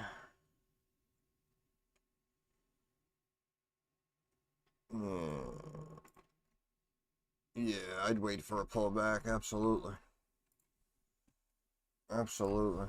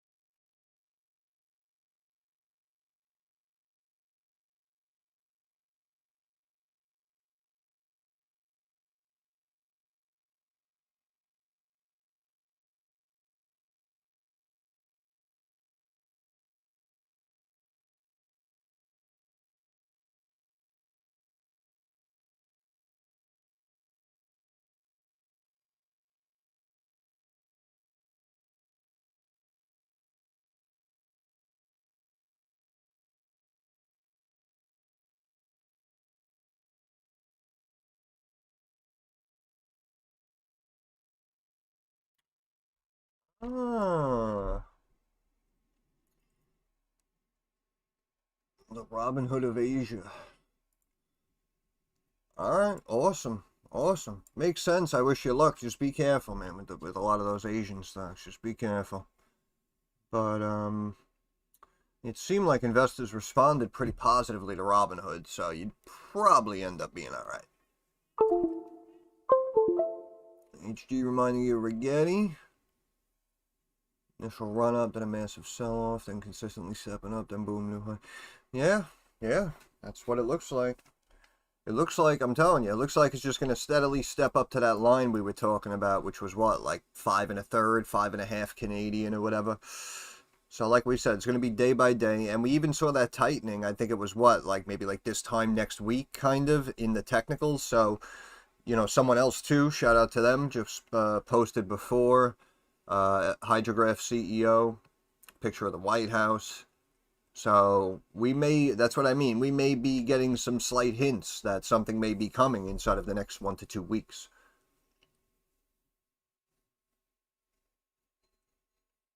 Yeah, 20 billion market cap. It's ridiculous. It's ridiculous.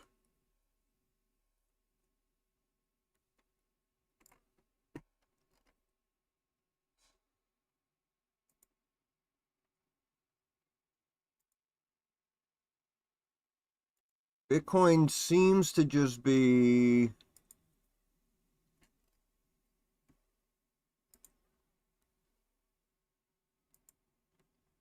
Bitcoin seems to be moving with the dollar, actually. Now we got the dollar pulling back at the moment.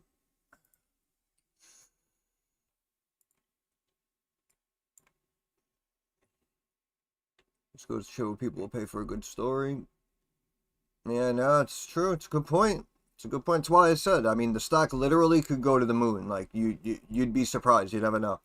We could literally wake up, all of a sudden, it's like $16. All of a sudden, it's like $35 a share.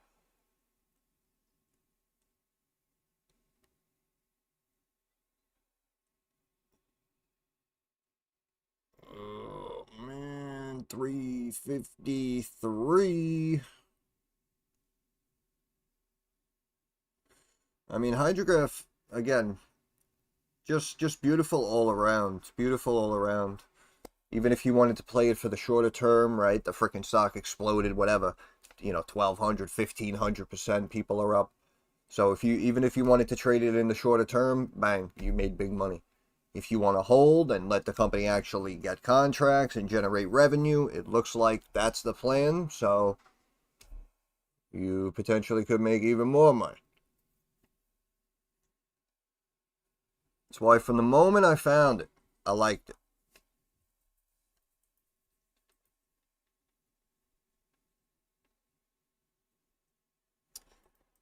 And we're dropping back down.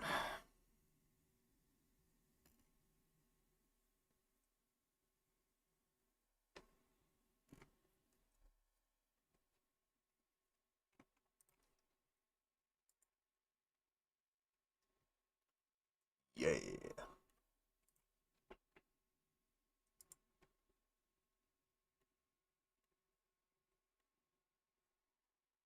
These are the birds.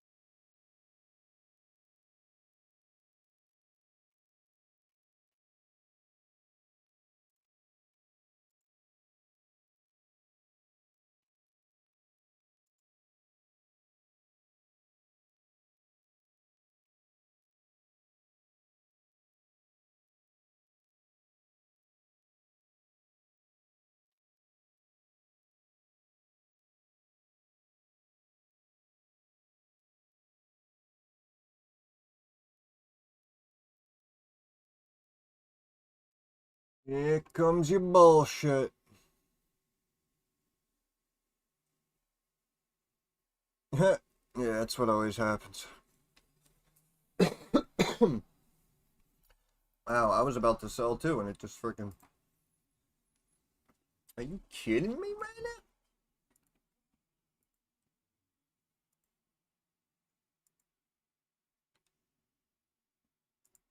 I just laugh. Like, who is buying?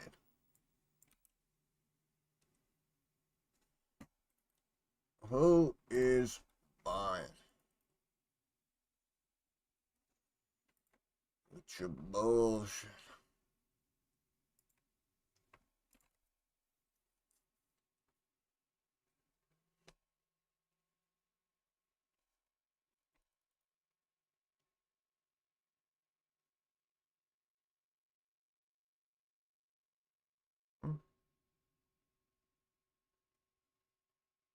Look at this bullshit. Are you serious?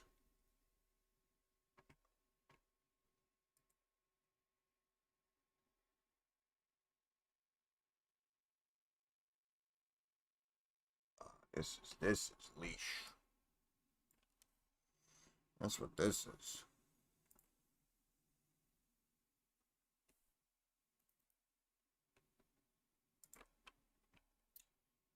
Yep.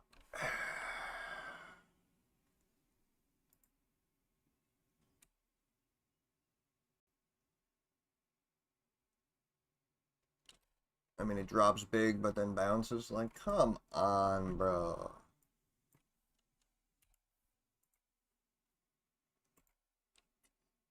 And whatever, man. Whatever.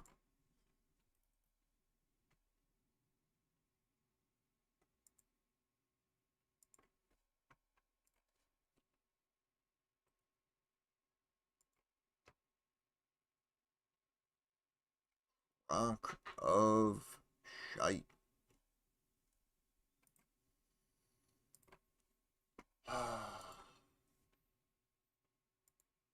Nope, it just gapped down. Gapped up, excuse me.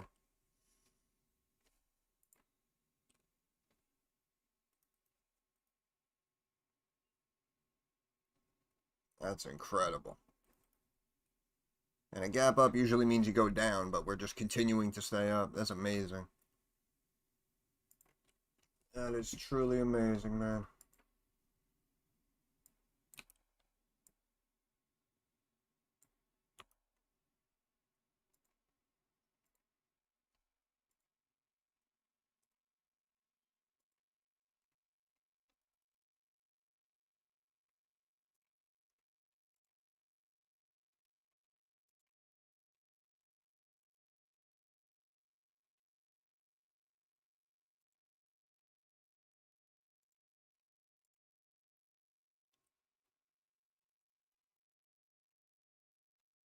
Hmm? And that's funny. I was just gonna cancel it too.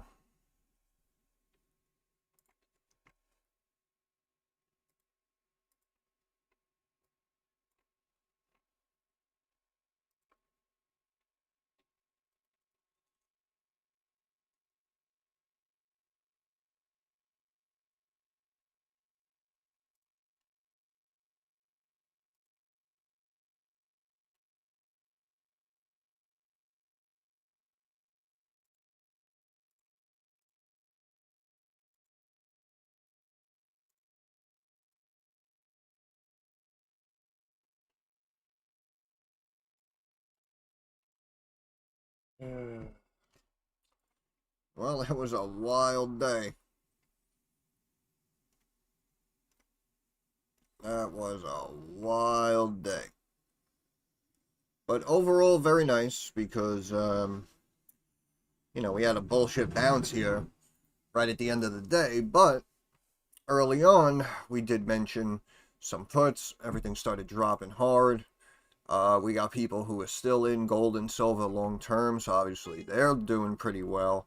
We got people who are still holding AMD. Again, got a huge price target upgrade today. Stock up 9.5% roughly, almost back to 240.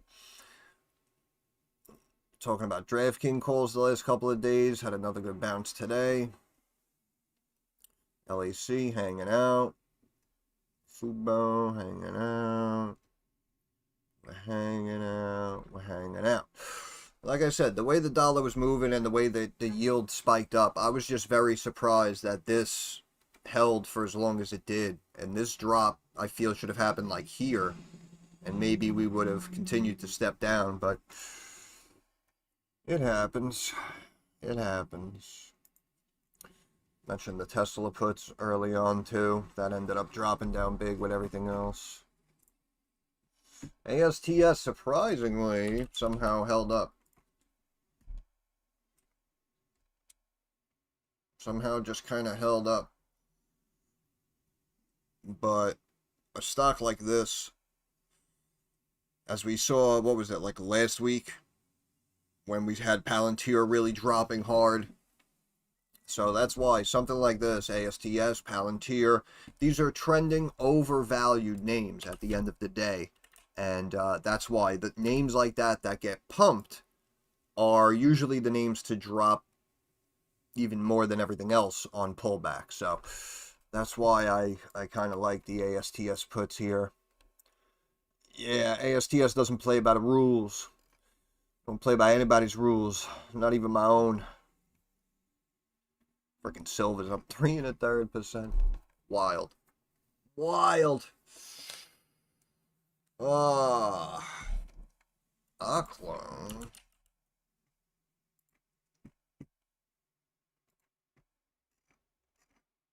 Jeez.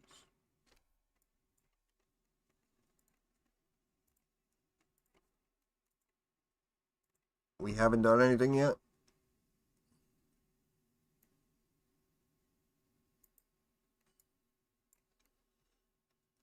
Yeah, see, this is a situation that just completely F's you over and burns your ass. I mean, at any point, puts would have been justified, and the stock just continued to rage. So, I mean, Oklo isn't making $1. I mean, technically it's a short now, but, I mean, I would short it now. It's risky, though. It's risky. ASTS has a larger market cap than SMCI. You said what? Rigetti too? Rigetti, 20 billion market cap? Look at this. Look at this chart. 56. Look at this chart. Look at this chart. Literally started raging from here for no reason. For no reason. Literally. Literally for no reason. The company is missing $2 million marks. Stock went from... That's why I'm saying again, man. If I started Wall Street Bets, man, I mean, these people should be up hundreds of millions of dollars at this point. You literally took a stick in the mud.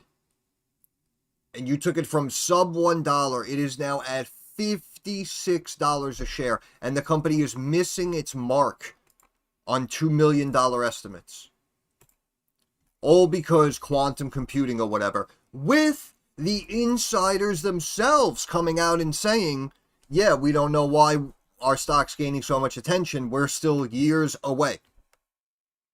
This is from their mouths of these quantum computing stocks. The insider said, we are still years away. And this stock went from 80 cents to $56 a share.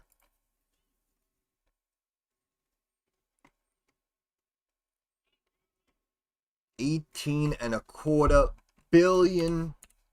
$18.25 billion. $32 billion. Brought in almost $6 billion in revenue last year.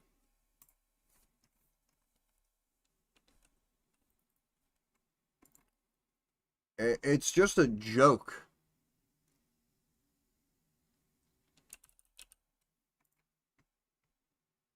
$35 billion. ASTS is officially worth more. Space, bruh. ASTS is officially worth more than SMCI. And remember, this is a company that was behind schedule, over budget, losses for how many years, did nothing. Right? Timeline was delayed. Class action lawsuits, misleading investors. This company that has yet to make any money. Oh, I'm sorry, $1 million. This company that made $1 million is worth $36 billion. 35, whatever. Are you kidding me? That's why these people make me laugh, bro. They make it seem like this company signed a contract with frickin' Space Force, and, you know, they're like the sole provider of frickin' transports to Mars or some shit. You know what I'm saying? If we had a story like that, then it's a different story. I mean, everyone literally saw this explosion, you know, missed out, jumped in, and the stock continues to pump. It was overvalued here, bro. It was overvalued here at 8. Now it's at 100.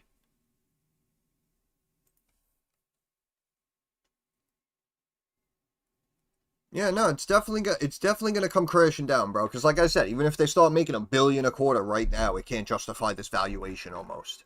So we have these weird parabolic explosions, and then we're gonna have these steady drops, just like space. You all remember space, right? There you go. You guys remember this one, right?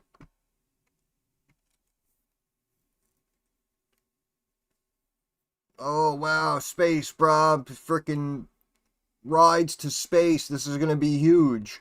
Woof. Reverse split. Woof.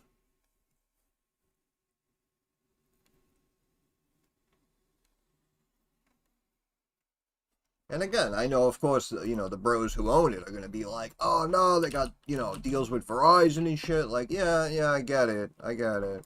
It's not a $35 billion company. Not a $35 billion company. Was overvalued here, here, here, here. Again, the other day they issued 800 million worth of new shares. The company had a market cap here of like 200 million, right? So think about that. Before the pump, they were just able to raise themselves $800 million issuing shares, which originally was about 3 times the entire size of their frickin' company back here a year and a half ago. Think about that. So that's what I mean. This huge explosion is bullshit. You know, it could have went from 2 to, yeah, 4, 5, 6. Fine. Fine. At that point, market cap of about 700-800 million. The company just issued 800 million. Went down and then ended the day green. And you want to tell me this isn't bullshit? How can the buyers keep outpacing the sellers at this point on this stock? That's what I want to know. That's what I want to know. Who is putting in buys up here?